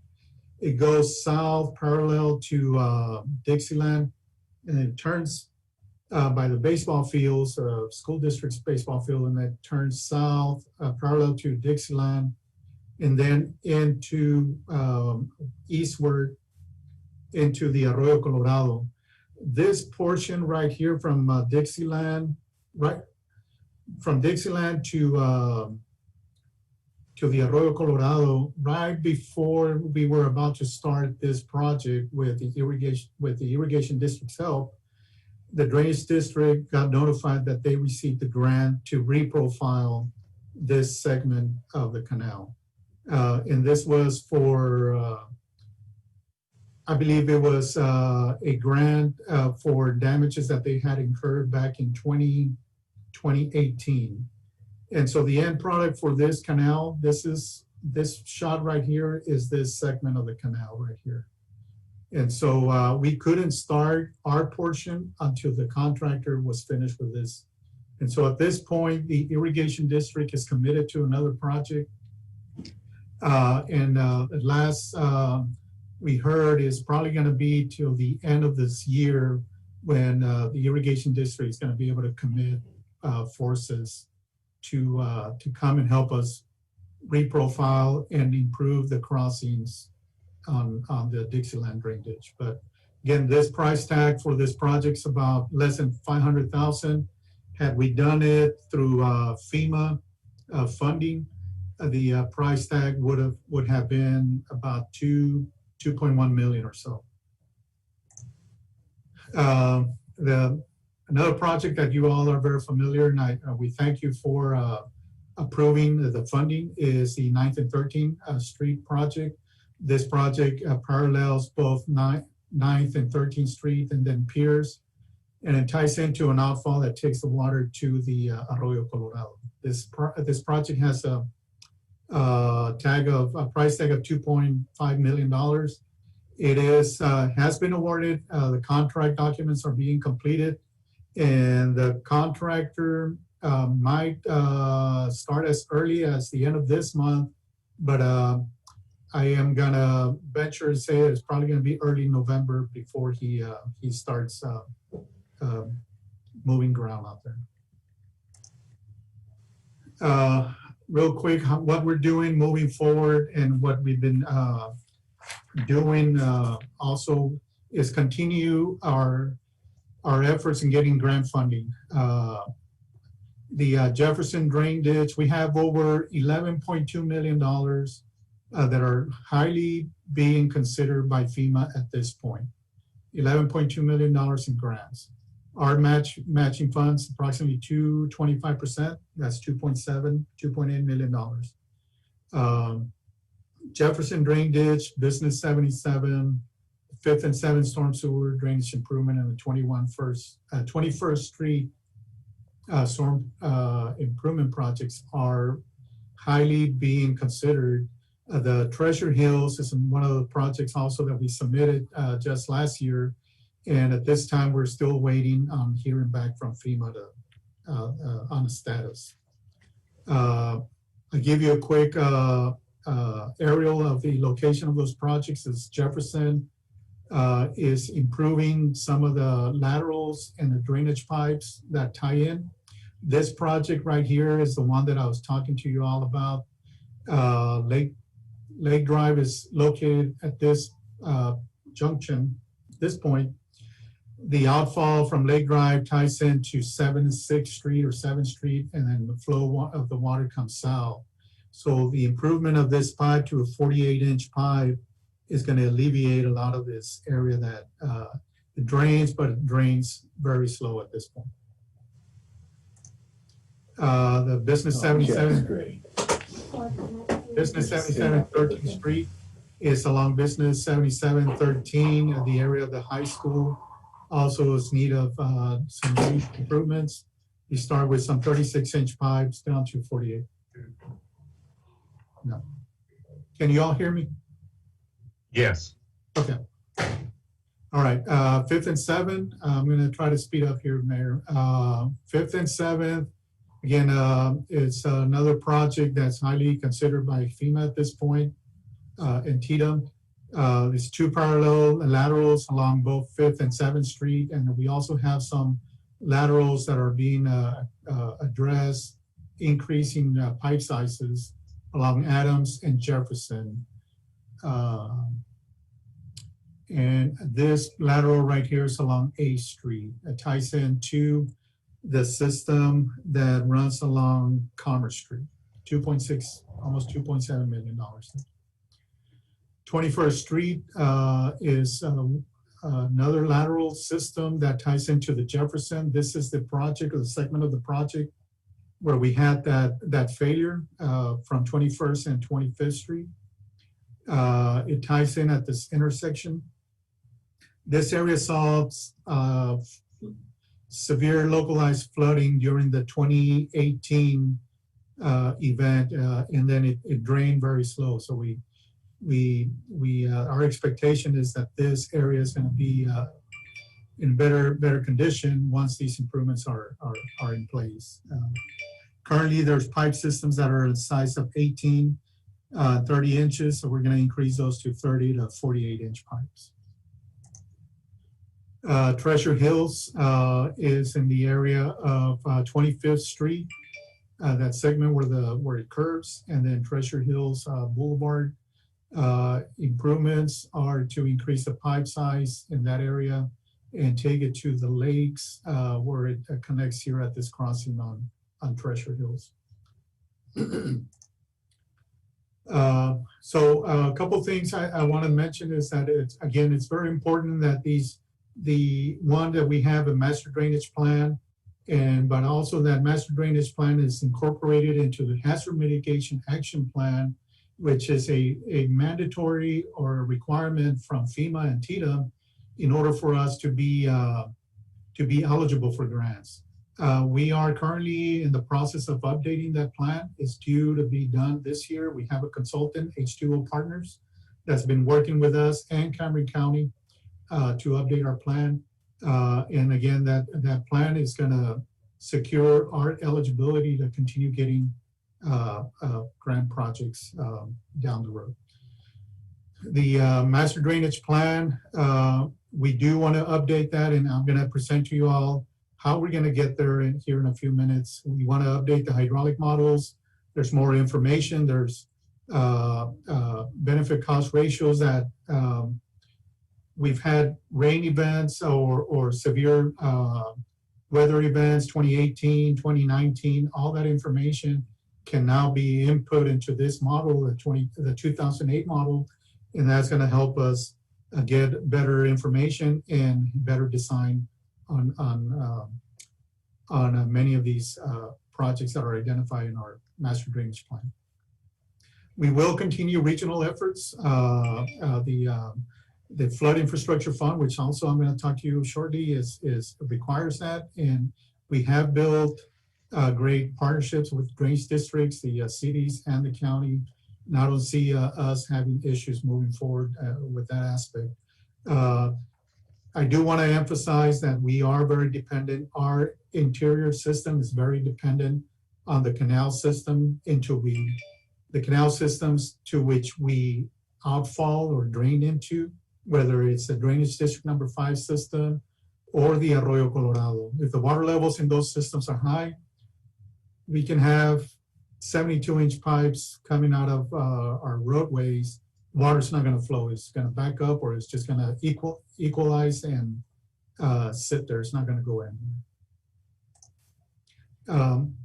I do want to mention that for you all and the public, that the concept that I just talked about, there's a YouTube video that clearly identifies and explains the concept of tailwater, meaning the water surface elevations in the canal and how that impacts the drainage system. If you look at this illustration right here, the water goes up on the canal and it goes up to, say, the street level, then the system in here is not going to drain into the canal. It's going to start, in some cases, might even start flowing back into the Carlos, may I ask a really quick question? You showed the 2008 master plan for drainage, right?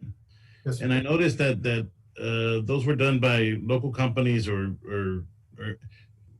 when we get the new plan, is that going to be the same, or are we going to go out and look outside of our? Yeah, so what we are required to solicit, go out for requests for proposals and qualifications, because it's professional services. We will put out a RFQ, and then at that point, then develop a scope of services or a plan, and then eventually end up with a proposed fee. So, but there's not like a consulting firm that specializes in just what we're looking for? Well, there is several qualified engineering firms out there, Commissioner. There's firms that have done work already for us and the drainage districts out there. And so we want to capitalize on a lot of this information that's already there, build on it, and not necessarily start from scratch. Yes. But we own that information. And Yes. So that information can be passed on to whatever engineering firm that's qualified and is able to manage that information. Okay. I'm sorry, thank you. And just to say also that the 2008 master drainage plan was done by an engineering firm that specializes in that type of engineering, and it cost $500,000. So that, and the work that's done there, I don't think it needs to be updated, right? But it's not obsolete. It's or at least some of it is not obsolete. Where we have already done the projects that were identified in there, we can check those boxes. There are still boxes that have to be checked, but some of those are currently underway. So I'm just saying it's still good. It's still good. We just need to update it. Understood. Yeah, that's a good point. Thank you. Yes, definitely. Thank you, sir. And so, like I mentioned, Drainage District number 5 is a great partner to our efforts in our water, stormwater management plans. They have done great strides over the last a few years. They have regional detention facilities, which in my opinion is it's a great way to address the efficiency of a flat stormwater conveyance system. Our drain ditches pretty much are flat. They have a slope of 1 foot per mile. And so relatively it's flat. And so the regional detention facilities, what they do is they remove some of the water from the canals and allow water from the interior systems, meaning the streets, to enter the canal.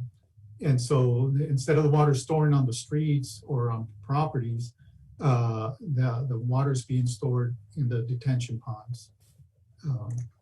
And so they have in the works, well, they've completed, I'd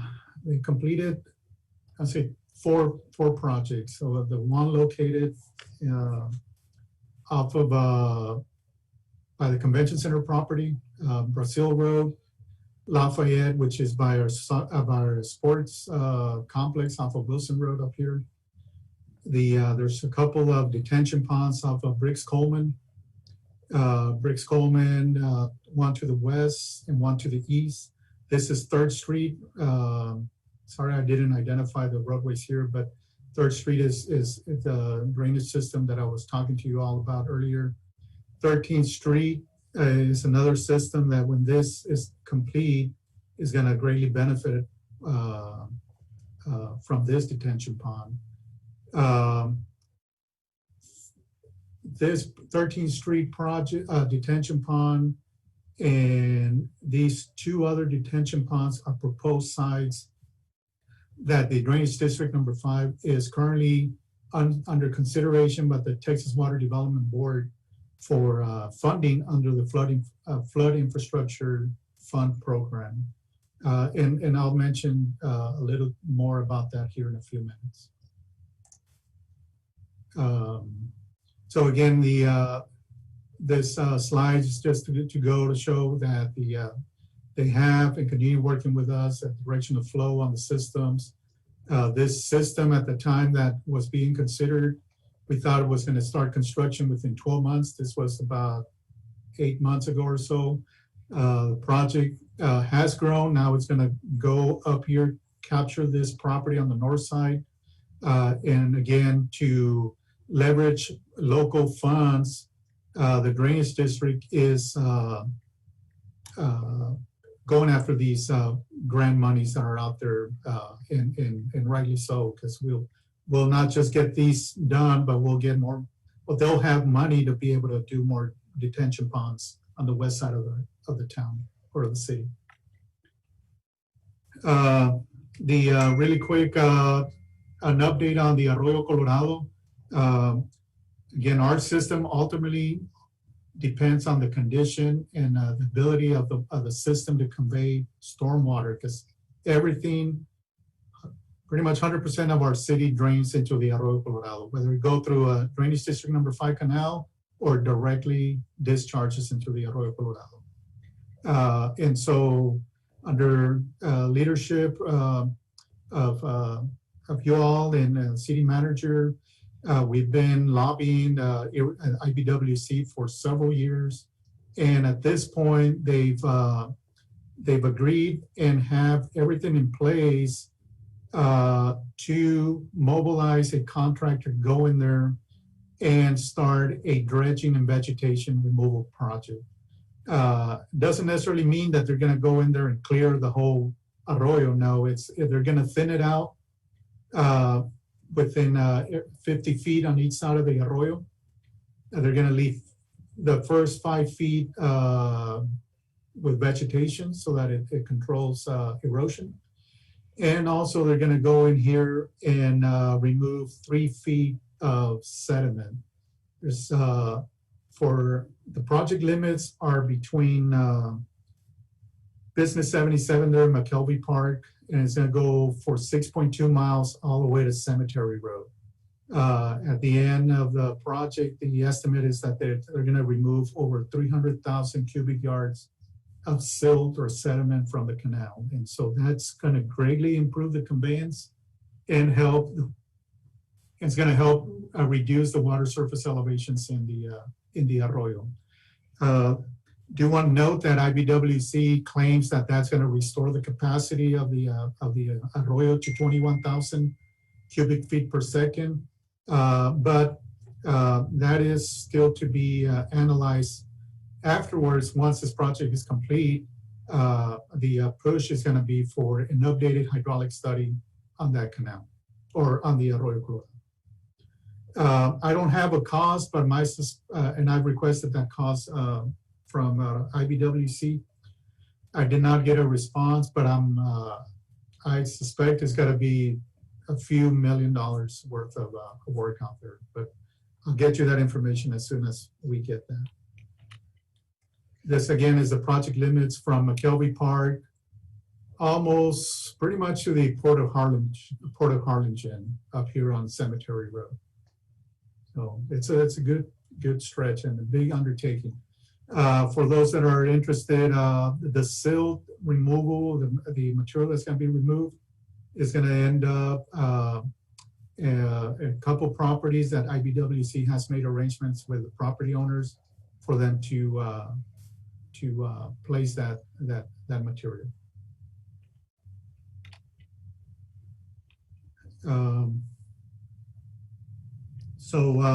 I know I've kind of run a little long, I better not apologize, but I do want to, it's exciting for us as staff, and it should be for the public that there's a lot of funds available for us to be able to do improvements, and that keeps us busy and keeps us up at night, because we just got to stay working and staying on top of these projects and funding opportunities. The Flood Infrastructure Fund is a fund that was created as part of the voter approved Proposition 8 last year. It makes available over $770 million year one, this current year. $770 million are available. We applied for 2 projects. The applications were due back in June 2020, earlier this year. And both our projects were selected to submit a full application. The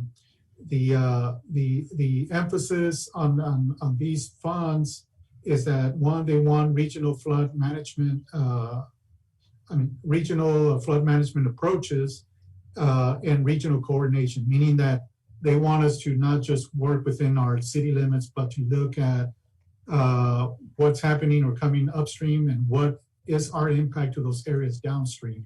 And rightly so, because drainage it's not confined to our city limits. It needs to be looked at and respected both upstream and downstream. So this is a great opportunity for us. The 2 projects that are being considered at this moment is what we call a flood protection planning study. This study is categorized as a category 1 under the Texas Water Development Board. It ranked 41 of the 285 projects that were submitted.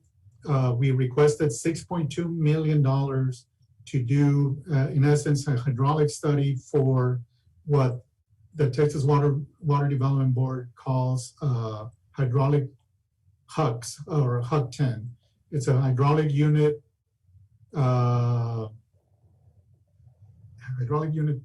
coordinate, I believe, or and I'll show you a map here and I'll give you a better description. But the match is $623,000, and so we're going to be working with some of the stakeholders, benefactors that are going to we hope are going to help us match and cover this matching requirement. The other one is 9th and 13th street drainage improvements. One of the categories that the FIF fund had is that they would fund federal awarded, or they would make funds available for federal award matching funds, meaning that if we have a project that requires federal or matching portion, they would help us cover that portion. So as at the time that we were applying, we had the 9th and 13th Street project that was getting ready to go to construction. And so we submitted that project. Our engineering department did a great job in preparing that application. As a matter of fact, these two projects are a couple of the agenda items that are next following my presentation. The request is for 1.6 million, almost 1.7 million. This is in essence our match that we are already obligated for the FEMA project. Through the flood infrastructure fund, we might be able to get reimbursed up to 1.5 million of that 1.6 or 1.7 million. So that's great news. Real quick, the HUD 10 area that I was talking about, it encompasses almost a 300 square mile area. The pretty much 100%, well, with the exception of this sliver down here, the city limits of Harlingen, but in essence, it requires that collaboration of other cities that are within that HUD 10, Mercedes, La Feria, Combs, Primera, San Benito. We've already made Progreso. We've already made contact with many of these entities, and they are shown interest in what the plan is to move forward with this hydraulic study. And so we're looking at it from a more grand scheme of things, but at the same time, this amount of dollars kind of is going to help us drill into many of the areas that we have here in Harlingen. For example, we feel that we're going to be able to update our master drainage plan that I mentioned to you all earlier with some of the funding that is being made available through this grant. This again, Carlos, we need to probably, this is a vitally important presentation. I think it's demonstrates some really tremendous work that's been done by the city over the last several years, but I'm going to have to ask you to wrap it up. Are you almost done? Yes, sir. Just wanted to mention that because it is a regional effort, we are teaming up with the Lower Rio Grande Valley Development Council. They themselves also have a grant out there that's looking at more of a grand scheme of things countywide, both Hidalgo, Cameron County, and Willacy County.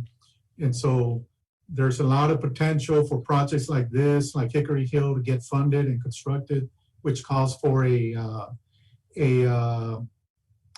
pump structure at the levee, and this will relieve Hickory Hill issues off of FM 800. And that's all I have. Okay. Anybody have any questions for Carlos? That was a great presentation and really does demonstrate, I think, the city's commitment to long-term commitment in the past and in the future to manage stormwater in our community. So I think an appropriate summary slide of the amount of money that we spent since 2008 on drainage projects, the amount of projects that are underway, and the amount of projects that are currently on the drawing board would be a good summary slide of a lot of what's been done. But I would also like to just comment that getting the IBC to commit to dredging is a huge accomplishment. We've been trying to achieve that for many years, and so congratulations to the staff and Dan and Carlos for pushing on that, and that's going to be, I think, really huge for the overall impact for stormwater runoff. Again, thank you for the presentation. Next item on the agenda is item 5, consideration possible action to approve a resolution authorizing the city manager to submit and execute a grant application for the 9th and 13th Street Drainage Improvements Project to the Texas Water Development Board under the 2020 Flood and Infrastructure Program, and to act on behalf of the city in all matters relating to this funding nomination, and to execute all necessary application assurances, certifications, forms, interlocal agreements, notifications, and other documents relative to the submission, later acceptance, and admission of such funds. I'd like the motion for an approval, Mayor. Second. Any discussion? All those in favor say aye. Aye. Aye. And raise your hand. Those opposed? Motion carries. Item 6, consideration possible action to approve a resolution authorizing the city manager to submit and execute a grant application for a regional flood protection planning study to the Texas Water Development Board under the 2020 Flood Infrastructure Program, and to act on behalf of the city in all matters relating to this funding nomination, and to execute all necessary application assurances, certification, form, interlocal agreements, notifications, and other documents relative to the submission, later acceptance, and administration of such funds. Motion for an approval. Second. Any discussion? All those in favor say aye and raise your hand, please. Aye. Those opposed, like sign. Motion carries. We've already done item 7, so we're on to item 8, presentation by the MIS Director on the city Wi-Fi project for the Parks Department. And I think Carlos used all of your time for the presentation, sir. Yeah, so it's a short presentation, only in 9 slides, so it'll be great. 9. Once the cover, it says Harlingen on it. Hold on, let's see. Can you see my slide 2, please? Yes. Okay, good evening, Mayor, Commissioners, City Manager. The MIS Department has been working with the school district on working together to come up with a Wi-Fi city project.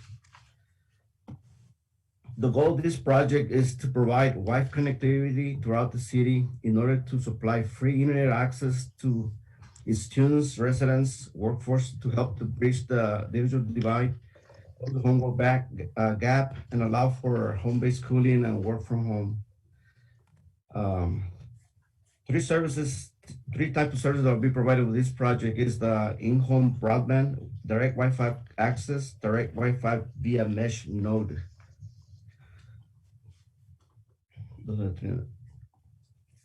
Okay, the school district data is surveyed with the students to find out if they had internet access. They provided us with the heat map that showed the areas where the students said that they couldn't have internet access. It's not that access was not available, they couldn't afford it. So the area in blue is the area that we identified, what they identified that we're covering. This map shows the 3 locations that are going to provide a 2.5-mile radius of Wi-Fi connectivity for the city.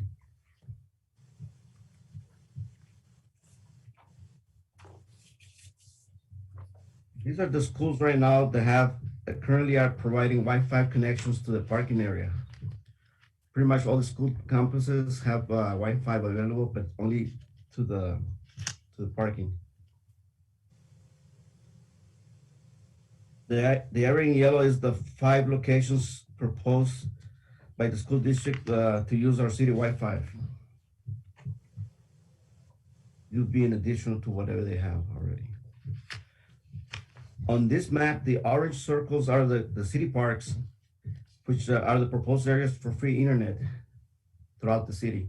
We're including all the city parks, 22 of them, and the orange circle, the purple circle there in the middle, that's City Hall. That's from where we're gonna deploy the internet to all the city parks. Now, the project cost to deploy this free internet to city parks is $332,062. For the 5 locations for the school district, is 16,498 for a grand total of 348,560. This is only for the city parks. City, man, the school district handed out Wi-Fi or hotspots to all their students. Yes. Why would it be necessary for us to add to that? Or is this a budgeted item or is this a proposal? No, it's not a budget item, but a lot of cities and school districts throughout the country, throughout the valley, are using CARES funding. So that's our goal, is to hit. But the school districts themselves got CARES funding, and they provide, again, every single student got Wi-Fi, or they got hotspots. I know my daughter has a Wi-Fi, and everybody in my neighborhood has Wi-Fi, and some of them have internet. My concern is that where are we going to get the money from CARES funds, or we're going to request it to reimburse them, but they've already gotten their money for such projects. No? I can chime in here, Sergio. We do not have an identified budget for this project. This is a project that there's been some comments on, interest in looking at. And so I directed staff to get some information so that we can present the information to the City Commission. We are not asking for any approval at this point. We're simply providing information on the project. Again, we do not have a budgeted line item for this, and we do not have the CARES funds for this at this time. Okay, thank you for the clarification. And ask you something. Go ahead. I'm sorry. It shows here that the school district is putting in 16, or the proposed is 16.5. And are we doing the 330,000? Is that correct? So if the City Council decided that this is a project they want to undertake, our cost for the park locations and the initial infrastructure would be 332. Yes, sir. Okay. The school district would pay the 16,498. That's very generous of them. I'm sorry? It's very generous of them to pay the 16,000. That was my point. $330,000. Why aren't we going 16? a little bit more? I think the comments that I had heard was that there was some interest on the city side that possibly we want to look at undertaking this type of a project for a smart city. Yes. I think this is a good platform to build in the future for a smart city. Matter of fact, we do have an estimate to do citywide Wi-Fi for our entire city, which I think is very attractive for economic development and other purposes. The cost is $3-something million. We do not have that money either. But you know, this is right now the staff. Sergio has done an outstanding job of putting this together. I'm very proud of Sergio and the MIS department. It took a lot of effort to get to this point. Before we continue to move forward, I want to make sure we shared this with the City Council.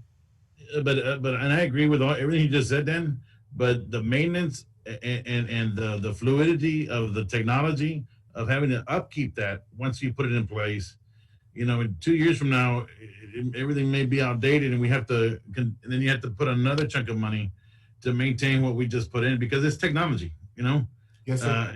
And again, my big thing is the school district got a substantial amount of money for this purpose. They allocated hotspots to all their kids, so I would much rather spend our monies little somewhere else. Even though I think it's a really good idea. It's just the maintenance of it to upkeep it once it's in place. I think the cost would be. Okay, can I just ask it, Sergio? Were you finished with your presentation? Well, yes. Just one last comment.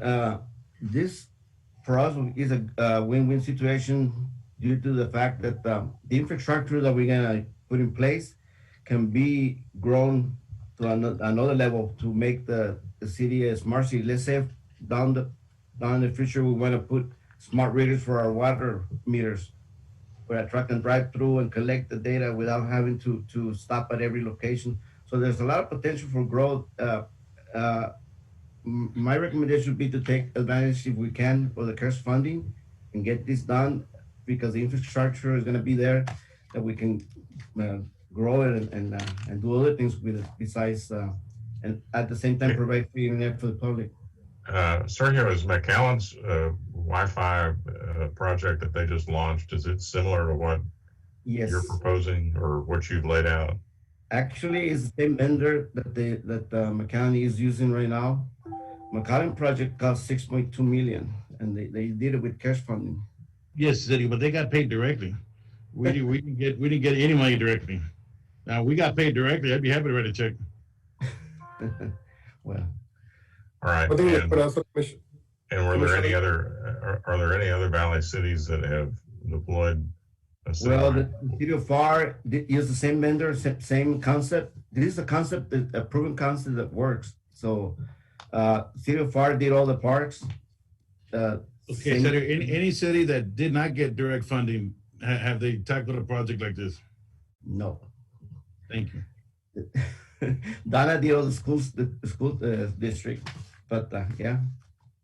Did Brownsville get direct funding? No, they're doing a study right now. They're working on it. The city just voted a little while ago, $250,000 towards the project to get it kicked off. Yeah, you know, I tell you, creating the foundation for a smart city platform in the future, it does make us very attractive for economic development. Absolutely. And I think at some point we need to consider this.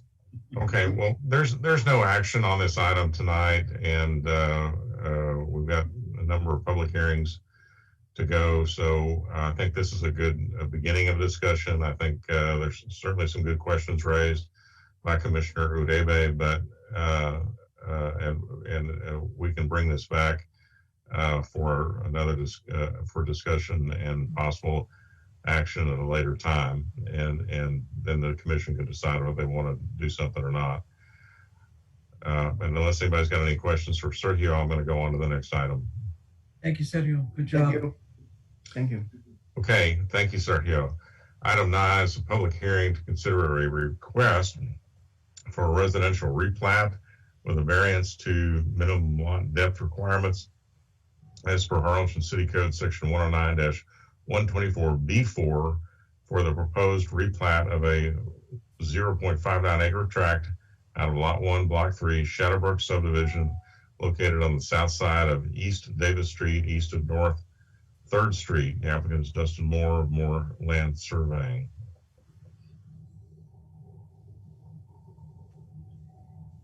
So. Can't hear you, Sergio. I mean, sorry, I need to unmute myself. Mayor, City Commission, good afternoon or good evening. We have proposed a replat at the corner of 3rd and Davis.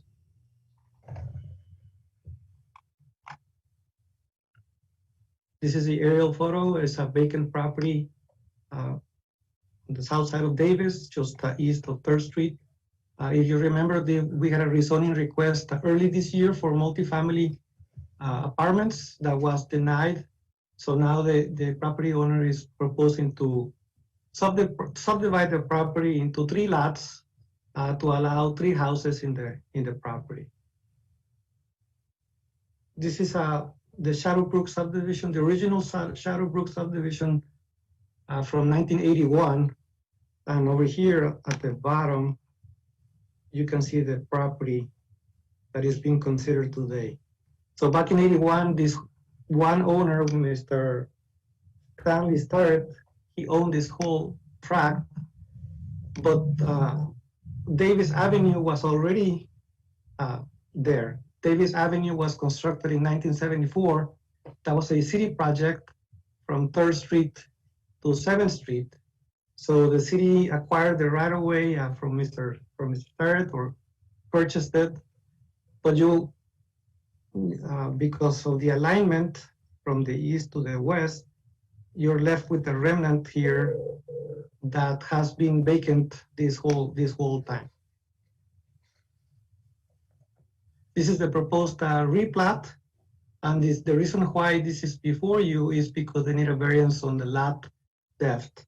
The city requires a minimum of 100 feet of lot depth that none of the 3 lots are in compliance with. The lots are in compliance with the area requirements. The lot area requirements is a minimum of 6,000 feet. All 3 lots are in compliance with the area requirements, but not in compliance with the depth requirements. For this lot over here, the lot depth is 93 feet. On the other side, because the lot lines converge, it goes down to 0 feet. But like I said before, is in compliance with the area requirements. This is the utility layout, sewer along the south side, and then the water connections on the north side. If the subdivision is approved, sidewalks will be required to be constructed along the south side of Davis when the houses get built. These are the proposed floor plans for the 3 lots showing the buildable areas. When this went before the Planning and Zoning Commission, they were showing a 10-foot drainage easement. Subsequently, after the Planning and Zoning Commission, we met with the project engineer, and we asked them to increase it to 15 feet, which they agreed to do that. So there's going to be a 15-foot drainage easement from here to here that they will not be able to fence. So the fence will be along here. So that will result in not having any issues, any problems in continuing to maintain the drain ditch to the south and to the west. Setbacks 20 feet in the front, 5 feet on the sides. These are the proposed houses for the 3 lots. In the lot to the east, because it's a smaller lot, they're proposing a 2-story house. Now, all these floor plans are subject to change. These are just the proposals right now. Javier, may I ask a question? Yes. You said they're not in compliance right now, right? They're drawn to not be in compliance, correct? The only thing that is not in compliance is the lot depths. Right, so they're not in compliance, correct? Correct, that's why this is coming before you because of the variance. But there's not any configuration that could bring it into compliance at all? No, because there's a drainage to the south. So there is no way for the developer to purchase more property to the south to have more depth. No, I understand, but I guess my question is, if you're looking at the document you're showing, on the left, you said you had 90 plus feet, maybe 93 feet, which is closer to the 100 feet that's required. Correct, from here to here. But you want to waive it for all 3 of the lots. Can't we not just consider just one of the lots that's closer to the 100? Because I'm not comfortable with the one to the far right that has very little. You said it actually goes down to 0. Yes. I mean, do you understand what I'm saying, Vic? Yes. It's already set up for 1 lot. This is a 100-foot with the frontage to 3rd Street. It already is approved. They can build on it because from 3rd Street to the back is in excess of 100 feet. What they're trying to do is, instead of building 1 house, they want to build 3 houses. Oh, okay. Okay. All right. Is that not correct, Javier? Correct. Right now, the owner could build 1 house. Now, a possible compromise is to allow a 2-lot subdivision as opposed to a 3-lot subdivision. So there is a possible compromise for you to consider. If you think 3 houses is too. Well, it just there's so much protest on this property. Why don't we let the people? Why don't we do the public hearing? That way we can discuss it. Well, is Javier finished with his presentation? No, can I have a few more minutes? Yes. Why don't you complete the presentation, then we'll go to the public hearing. Carlos took all the time. So just comparing the lot areas, the 3 lot areas are bigger than the lot areas in the subdivision, the original subdivision to the north. So the lot areas are bigger compared to the lots in the surrounding areas. Here's a map showing the drainage. For the drainage, the city engineer is requiring a drainage for a 25-year mitigation. And the proposal from the applicant is to provide that in the property that belongs to Cameron County Drainage District number 5. So the requirement is 3,114 cubic feet that the applicant is willing to conduct, but it will be an off-site drainage improvement. This is an equivalent of a whole 25 feet by 25 feet and 5 feet in depth. So it's a considerable investment in this property over here, which I think will benefit the whole area. Here's the notification area. We did get a lot of opposition, and you got emails, you got the letters. To summarize, we have concerns about drainage, but they are in compliance with the drainage requirements.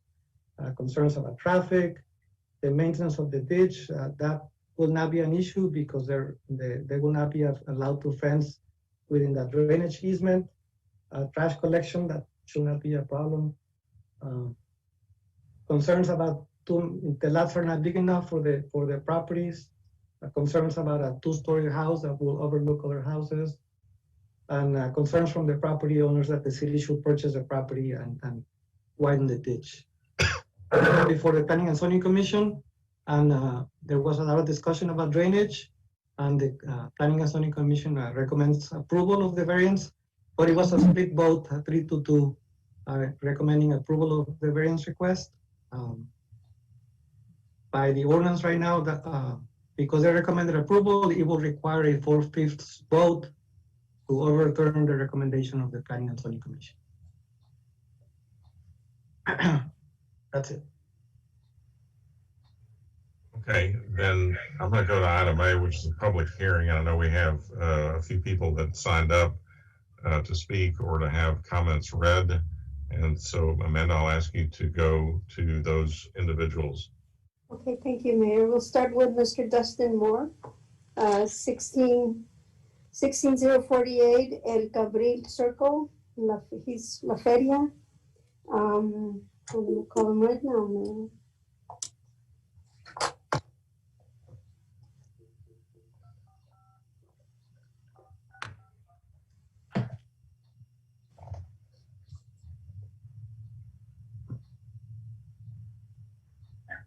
Hello, this is Dustin. Hello, Mr. Dustin. This is Amanda Lizondo with the City of Harlingen. You signed up for our citizens communication, and we're at the public hearing now, and I'm gonna set the clock at 2 minutes. You may start now. Okay, yes, this is Dustin Moore with Moorland Surveying, the engineer for the project. I know there's been several rezonings. One thing I want to reiterate is this isn't a rezoning. It won't be multifamily. It will be single family homes on there. I know some of the concerns the citizens had were pedestrian and traffic and kids walking from school. As they mentioned, it will have sidewalks. They'll build those at the time of home construction. Some of the concerns were maintenance of the ditch and drainage. We are mitigating any additional runoff. We did provide extra access back there for the city to maintain the ditch. Another one was parking.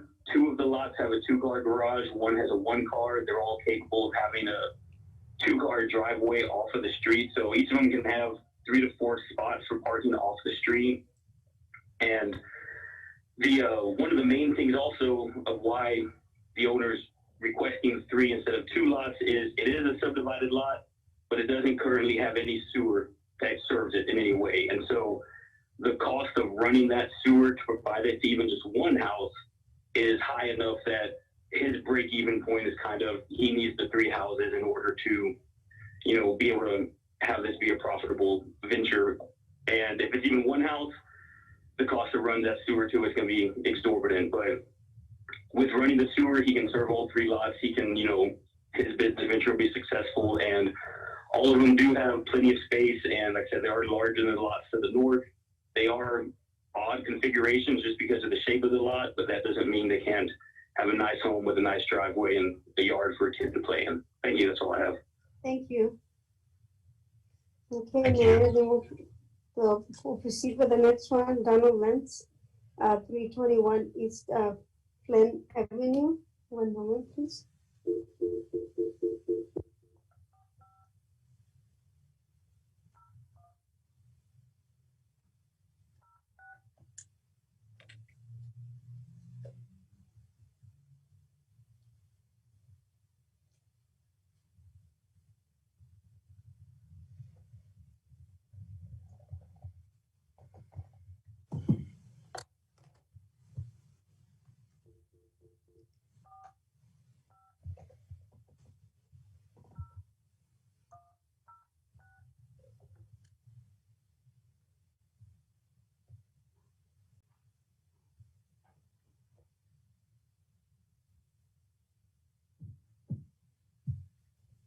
Doesn't want to ring there. No. Try it one more time.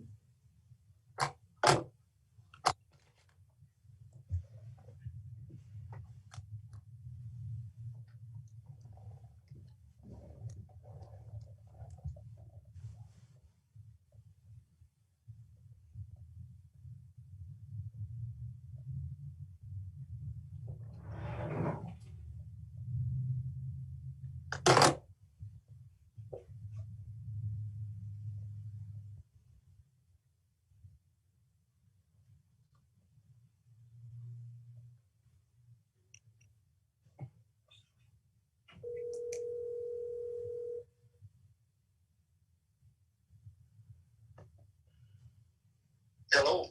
Hello, Mr. Lance. This is Amanda with the City of Harlingen. You signed up for Citizens Communication. I'm going to set the clock at 2 minutes, and I'll let you know when to start, sir. One moment, please. You may start now. Thank you. Mayor, Commissioners, I have spoken to you before, just 6 months ago on this, and this is the third time this developer has tried to make changes to the lot. And as a neighborhood, we're still opposed to any changes. There are other lots. If you look at page 17 of your attachment, you can see that at 7th Street and Davis, there's a nice vacant area for 2 or 3 homes, as well as on Loop, north of Loop 499. The east lot is just too small and too narrow for a home, and especially a 2-story home. We would have some concerns about how close it is to the edge. The Planning and Zoning Commission did mention in their meeting last month of a 20-foot easement next to the drainage ditch. Where I live on East Flynn, I have a 13-foot distance between my fence and the ditch, and it's very difficult for the mowing tractor to get in there. He can make it, but he's very close to the fence, and the shovel device, because that turns, needs more. I would recommend a 20-foot easement there. And as far as the condition of the ditch, I would invite Mr. Sanchez and the engineer to come out and look right there where it makes that left turn at the condition there, because there's only an 8-foot wide, and so no machinery can get there. So I feel like 20 feet would allow for erosion over the next 20 or 30 years. And again, we're just concerned about the shape of the lot. And want to thank you for your attention. But again, we feel like that the third time should not be the charm. Instead, what we said 6 months ago, 1 lot, 1 house. Thank you very much. You're welcome, sir. The next person there is Alma Arce, 317 East Flynn Avenue.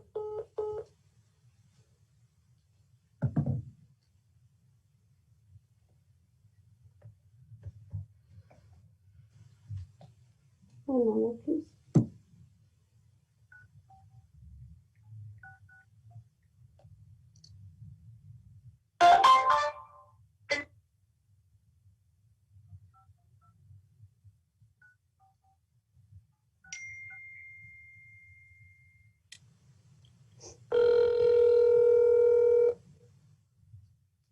This is Alma.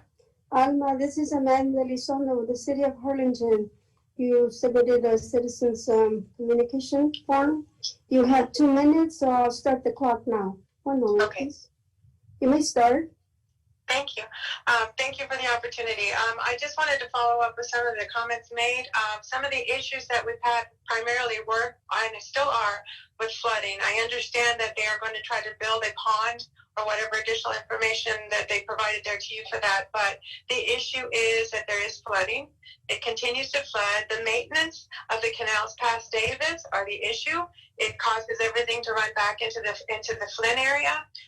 There's trees in there, trash in there. There's no concrete in there, so that continues to be a problem. It's never going to be fixed until it's done properly, and it continues to be maintained. The one-time deal is not going to help us in this situation.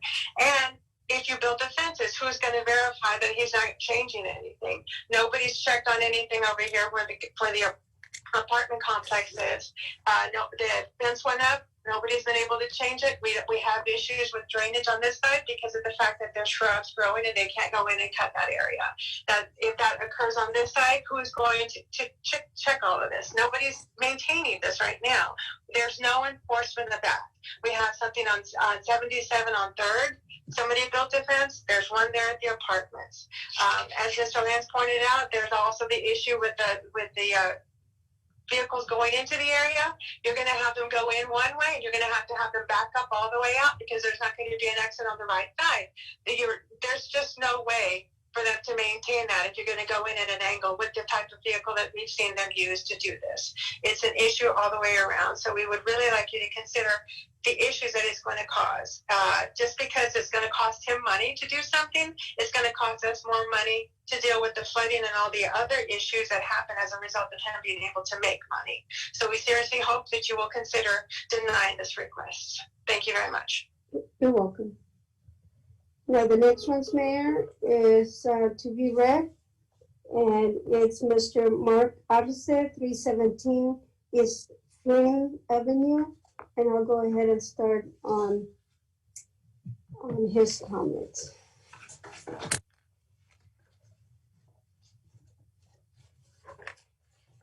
Put the clock on.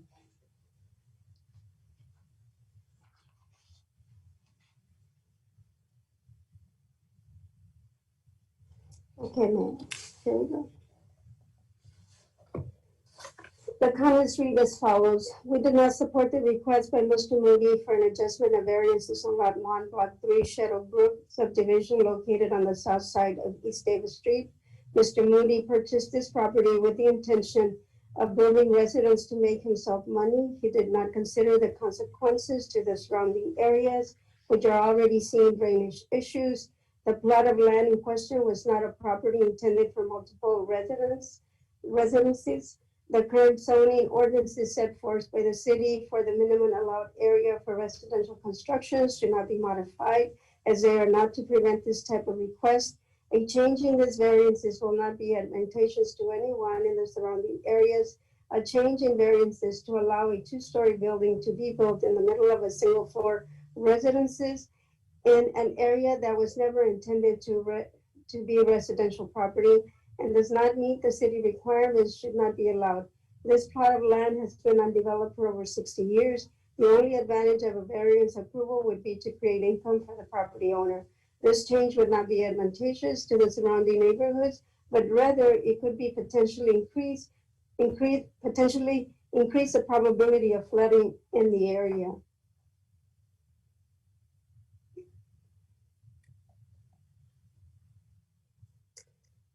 The next one would be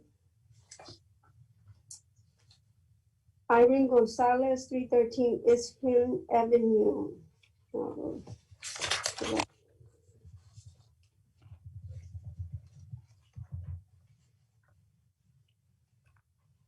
It reads as follows. We oppose to having Mr. Moody adjust the variances for Lot 1, Block 3, Shadow Brook subdivision located on the south side of East Davis Street. As we understand, his intent is to build multiple homes on a small area that would cause problems for people in the area around it. This includes building a two-story home that would look directly into our home. Flooding is also a concern with having more people that are located on the canal. We have seen children in the area throw anything along the canal into the water. We are already concerned about flooding with any heavy rain. This would only add more issues to an area that needs to be fixed. Respectfully, Irene Gonzalez.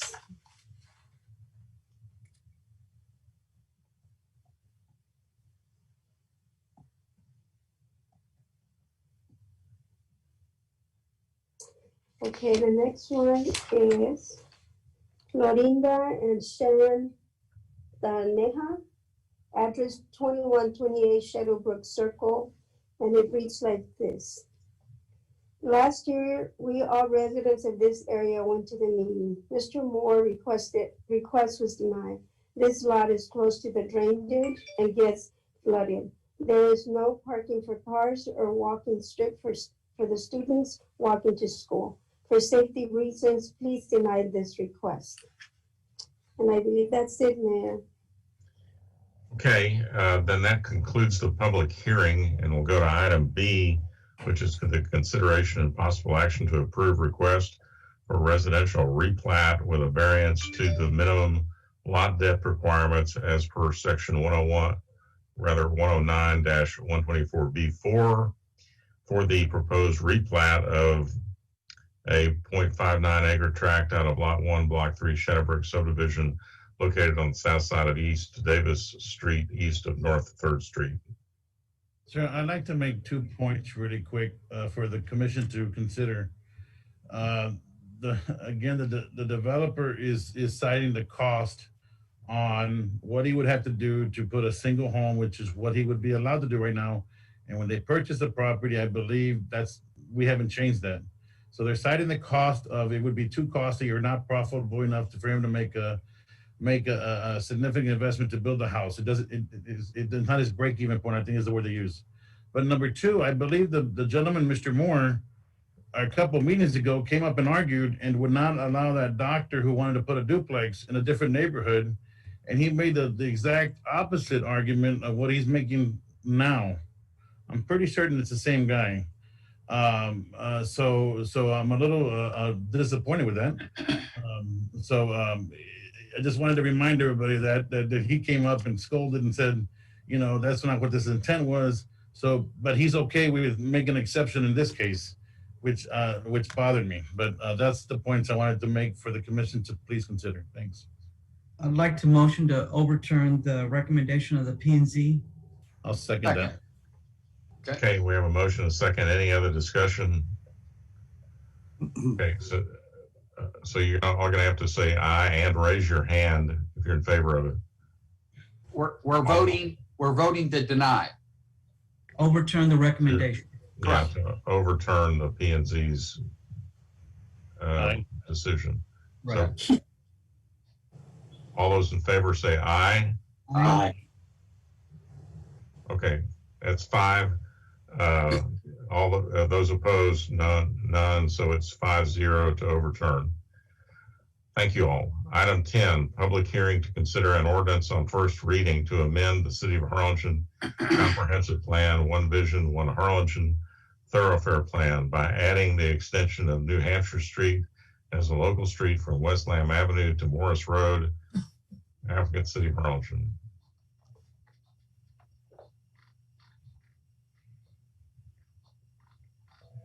Yes, Commissioner, this is a request to amend the Thoroughfare Plan to put New Hampshire back in the Thoroughfare Plan. It was in the Thoroughfare Plan, but in 2007 it was removed as requested by a developer back then. This is the area that we're talking about. Is the potential of adding New Hampshire from Lamb here to Morris Road. From south of Morris is already in the Thoroughfare Plan. And then from Lamb to the north is in the Thoroughfare Plan. So we have a gap that we're hoping to put back in the Thoroughfare Plan as a local street. I met with the property. The proposal is to place it on the west side. There's a drain ditch. Let me go to the aerial. There is a drain ditch that runs from here to here, and then it turns west this way. The proposal is to place it along the west side of the ditch. I met with these 3 properties that are impacted, which is property 1, property 2, and property 3. But it's 2 owners. I met with both of them, and they're receptive to putting this street back in the Thoroughfare Plan. There is an off-site improvement that will be needed. So whenever if this goes back in the Thoroughfare Plan, whenever a subdivision is developed here, the developer will have to dedicate the right of way and pave the street. So the actual street will be done by developers, but there is an off-site improvement which will have to be done by the city, which is the crossing of the drain ditch right here. And you have an estimate in your packet. This one here is at $234,000. There is another potential crossing over here with the estimate of $300,000. Now, the city does not have any obligations to, let's say let's say this property develops and the street is built, the city does not have an obligation to build this crossing right away. So it's depending on funding and the capital improvement program. There is an overpass on New Hampshire and the expressway. So if this street is there and the crossing is there, it's very easy to determine that all these people are going to be using it to get to the house or to get to work. It will be a direct connection to the expressway. Otherwise, they will have to go, all around to Ed Carey or other places. So it will be a longer way to get to the house or to access the expressway to go to work. We also have a situation where we have a subdivision that was approved in 2002, like the Live Oak subdivision. This is phase 1 that was done back then, but phase 2 right here was never completed. When the whole thing was approved back in 2002, it was contingent on having a second entrance to the future New Hampshire. As you know, the fire code requires at least 2 entrances for this size of subdivision. Well, when New Hampshire was removed, it took away this subdivision's potential to have a second entrance. So it's hurting the potential. Right now, there is a lot of interest from a developer to develop this property, but we have the situation that it does not have a potential second entrance. So having New Hampshire back in the Thoroughfare plan will resolve that problem. We had a public hearing and no one spoke in opposition. Planning and Zoning Commission recommended approval unanimously 4-0 votes. So if I understand you correctly, they're recommending not to go by the fire safety standards in case they have a fire? The fire code? The fire code requires 2 entrances. That many 2 entrances. Lots, right? Yeah. So the board is recommending that we don't follow the fire codes in case some. No. Is when this was approved back in 2002. Do you see this stuff out here? No, I understand what you said. Yes. I'm just saying, yes. But the potential safety liability, would we have any ramifications, and God forbid something happened and there's a fire and somebody can't get on, they come back and sue us because it's lack of fire safety. Wouldn't that have to come from the fire department?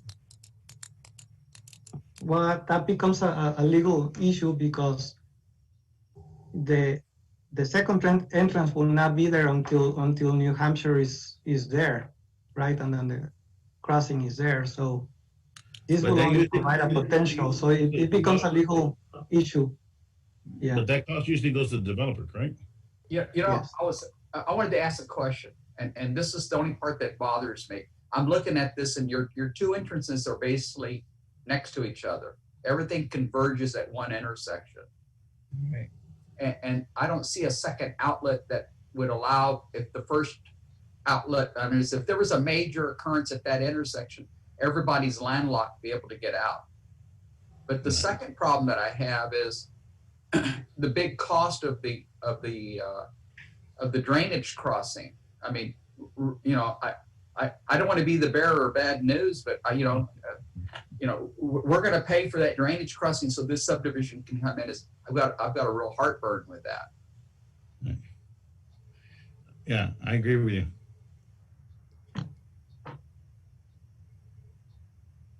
When is the proposed extension of that New Hampshire street supposed to happen? Well, the idea is whenever this property develops here, then the developer will have to build the street here, right? So the crossing here will not be needed until then, right? Because right now it makes no sense to build it only until this property. Is it a cost issue, Javier? Yeah, I mean, yes. So it's the third time this meeting we heard about cost. Isn't that the developers need to understand everything costs money. Yeah, so that's why we put the estimate in your packet. So it's for your consideration. Okay, I like the motion for not. I don't even know if that's possible. We have to have a public hearing. We have a public hearing, I think, don't we? Well, Okay. all right. I'll go to the public hearing. No one has signed up for the public hearing. No, Mayor, no one. Is that right? Okay, so I'll close the public hearing and I'll go to item B, which is the consideration and possible action to approve an ordinance on first reading to amend the City of Harlingen Comprehensive Plan, one Harlingen Thoroughfare Plan by adding the extension of New Hampshire Street as a local street from West Lamb Avenue to Morris Road. I got a question. I got to remember where my camera is because I've got two screens and I'm watching both of them. Okay, so all we're talking about is changing the dedication of that street to be able to be built. Is that not correct? Yes, all we're asking is to the thoroughfare plan so that whenever this property develops here, we will be able to require New Hampshire here, the same thing here. Yeah, that's all it is. Does us saying that we're gonna allow this to be in the thoroughfare plan, does that obligate us to build the crossing? No. It does not obligate. All we're doing now is if that developer and a group of developers all want to get together and say, hey, we need this crossing, we're not obligated to do it. Is that correct, Dan? Correct. Right. I don't see Dan here. There he is. Is that correct? I think Javier answered your question, Commissioner. Okay, I just want to make sure. I mean, I don't have a problem dedicating the thoroughfare. I think it needs it. I mean, that area there needs a east-west because there's nothing. If you've never been back there and driven around, knocking on doors, you get lost back there. I mean, there's no, I mean, that drainage ditch cuts all the way across north and south. And so the whole neighborhood would benefit from that crossing. I just don't, my hard part is us spending money to do it.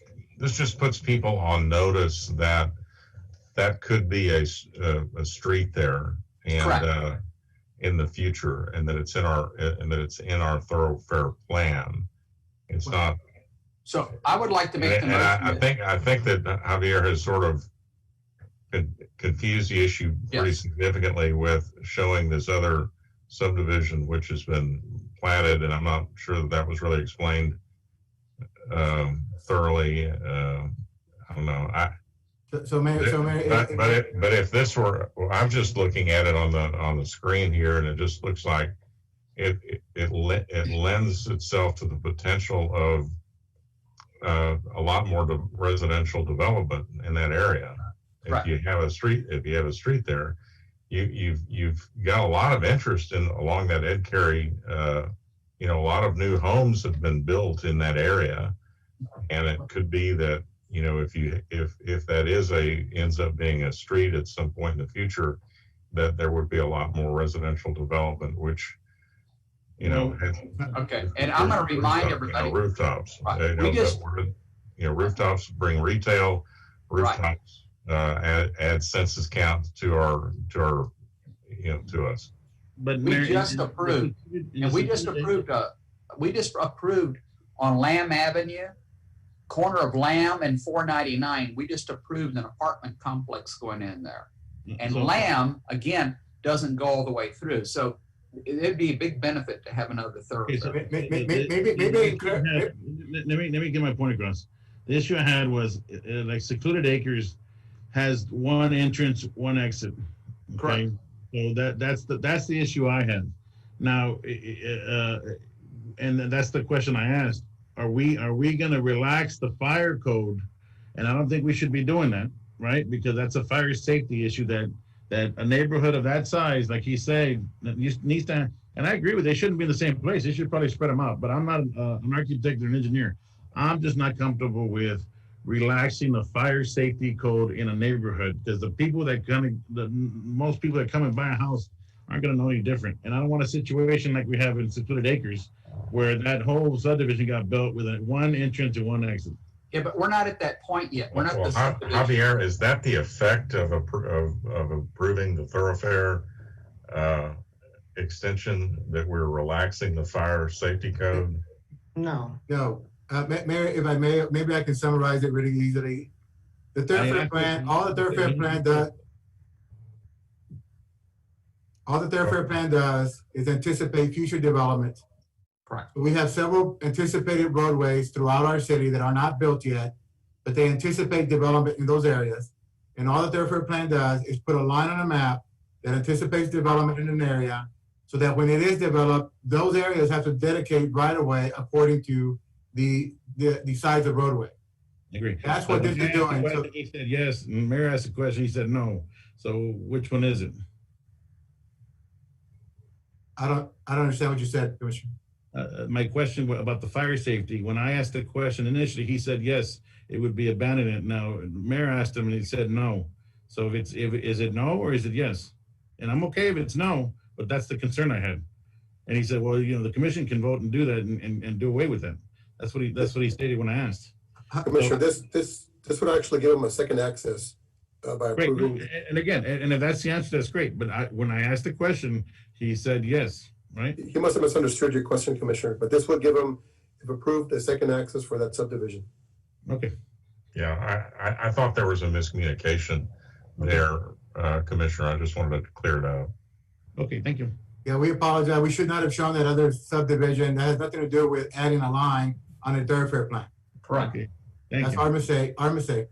Okay, can I ask the city attorney to read the caption, please? An ordinance of the City of Harlingen Comprehensive Plan, One Vision, One Harlingen, Chapter 2, Figure 2.1, Thoroughfare Plan, by adding the extension of New Hampshire Street as a local street from West Lamb Avenue to Morris Road, providing for publication, and ordaining other matters related to the foregoing. Motion. Okay, we have a motion and a second. All those in favor say aye and raise your hand, please. Aye. Aye. Aye. All right, those opposed? All right, the motion carries. And, you know, this is hard. This is hard, you know, trying to do this, you know, on Zoom and trying to communicate properly. So, you know, everybody's doing their best and we appreciate it. Item 11, public hearing to consider an ordinance on first reading for a special use permit to allow an assisted living group home in a residential single family R1 district located at 1001 East Taylor Avenue, bearing a legal description of Lot 12, Block 4, Castle Court subdivision. Applicant Kenneth and Lisa Salazar. Mayor, this is Commissioner La Rosa. I'm gonna step out on this one. I filed the form with the city secretary, so I'm gonna step out for a little bit. Okay, thank you. We'll note your abstention.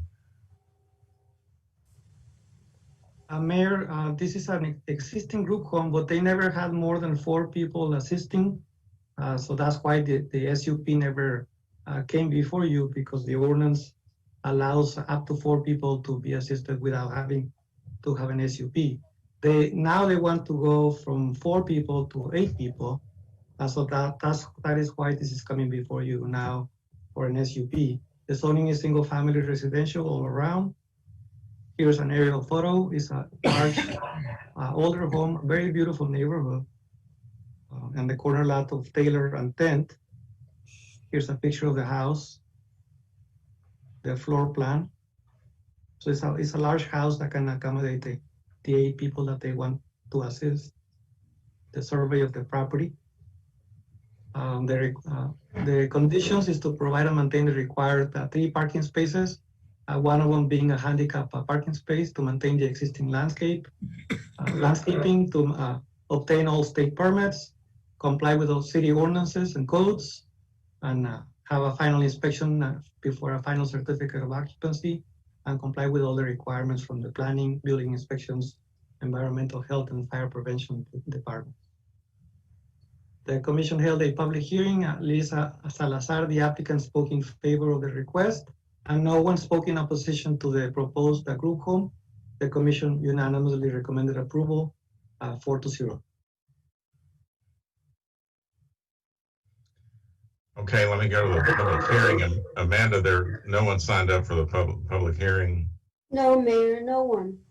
All right, so I'll close the public hearing and go to item B, consideration and possible action to approve an ordinance on first reading for a special use permit to allow an assisted living group home in a residential single-family R1 district at the above described location, and call upon the city secretary to read the caption, please. An ordinance amending the Code of Ordinances of the City of Harlingen to issue a special use permit to Kenneth and Lisa Salazar to allow an assisted living group home in a residential single-family R1 district located at 1001 East Taylor Avenue, bearing a legal description of Lot 12, Block 4, Castle Court subdivision, subject to 1, provide and maintain the required 3 parking spaces in accordance with city regulations.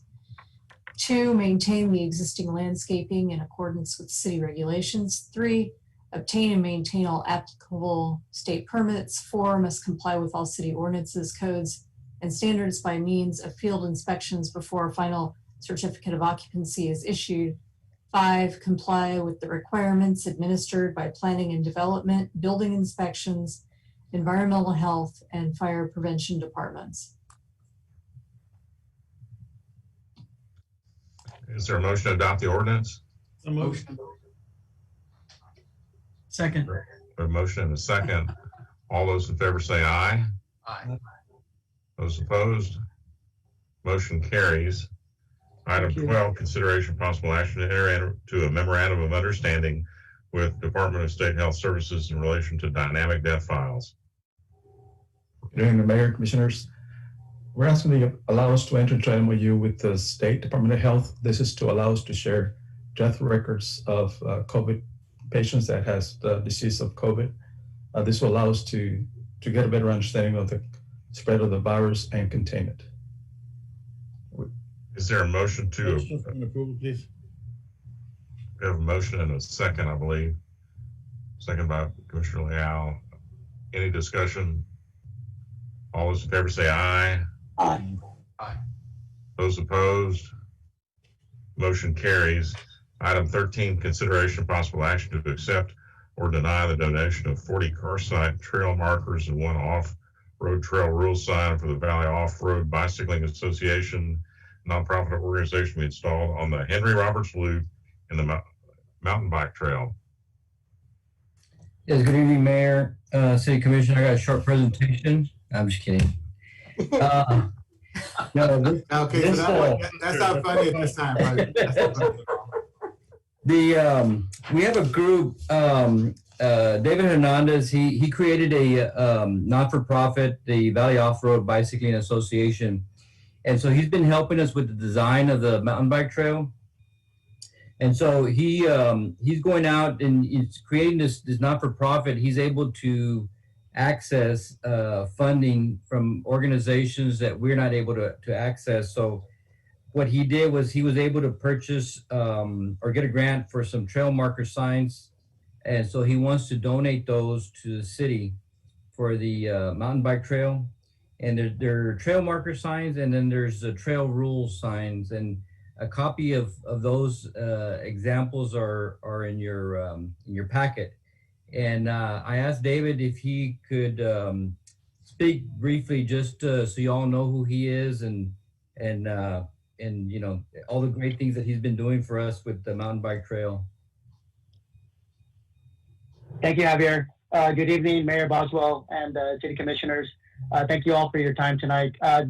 Yes, our organization, the Valley Off-Road Bicycling Association, we're a 501c3 nonprofit membership program under the local chapter program of the International Mountain Bike Association.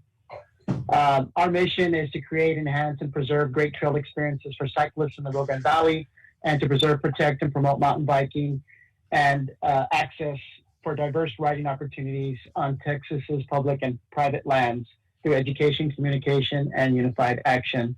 It's been a pleasure working with Javier Mendez and the Parks and Recreation Department in the designing of Henry Roberts Loop. We want to kind of take it to the next step with the donation of these trail markers and the trail rule sign that basically establishes etiquette for riders and users of the off-road trails.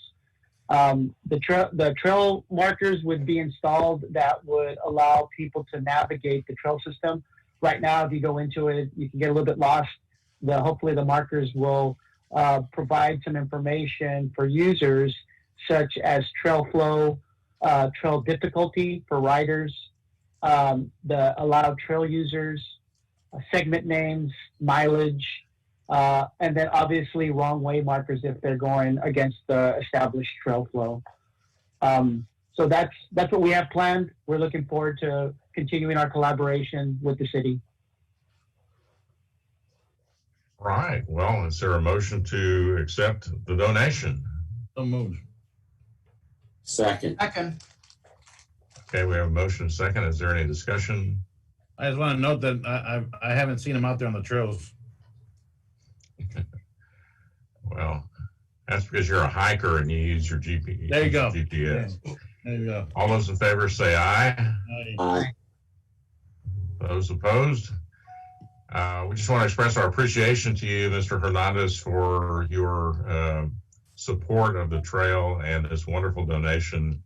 It's really great. It is a first-class trail, and it's going to be even better now with these markers. And it's a real tribute to our friend Henry Roberts, and we really appreciate your stepping up and doing this. Thank you. Thank you very much. I know Henry would be looking down on us and thanking us. Awesome. All right, item 14, board appointments. Are there any board appointments? I have none, sir. I have none, Mayor. All right, and I would just like to point out that vacancies there's not necessarily vacancies here represented by these numbers because board members are permitted to hold over, and holdover appointments are a device to be used under certain circumstances. For example, COVID-19, where we want to leave a board intact during the pandemic. So I just make that note.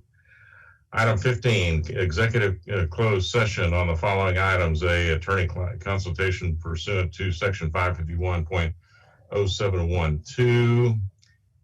Texas Government Code, received legal advice pertaining to the city's rights, duties, privileges, and obligations under the Convention Center lease and operation agreement and the working capital fund contemplated therein and related legal issues.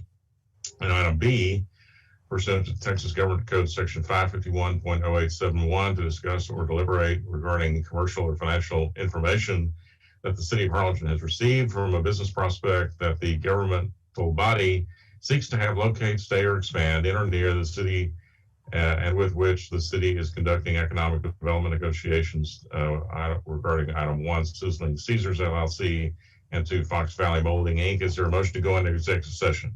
So moved. Second. A motion and a second. All those in favor say aye. Aye. All right. Those opposed, we are in executive session. Ladies and gentlemen, if you're following out there, the City Commission is going to go into executive session. We're going to go into a separate Zoom meeting, and then we will return to this Zoom meeting to either conclude the meeting or possibly take action on these items.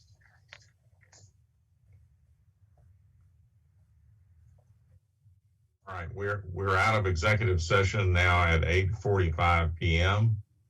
Going to go to item 16, which is consideration and possible action regarding the direction to be taken pursuant to the Convention Center lease and operation agreement and working capital fund.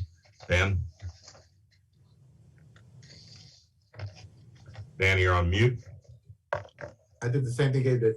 We have a request from BC Land for $56,264 from the working capital fund. Staff is recommending approval. We can reconcile that number later on. Motion for an approval. Second. Second. Any discussion? All those in favor say aye. Aye. Those opposed, like sign, motion carries. Item 17, consideration and action regarding the provision of approval of economic incentives to Sizzling Ceasar's LLC. Is there a motion to approve the incentive? So motion. So moved. As approved by the EDC. Second. We have a motion, a second. Any discussion? All those in favor say aye. Raise your hand. All those opposed? Motion carries. Item 18, consideration and action regarding the provision or approval of economic incentives to Fox Valley Molding Inc. And is there a motion to approve the third agreement? Second. We have a motion and a second. Any other discussion? All those in favor say aye. Aye. Aye. Those opposed, like sign. All right, that concludes our meeting tonight. Thank you, everybody. Be safe. Good night. Good night, everybody. Thank you, Mayor. Bye. Thank you, Mayor. Good night, everyone.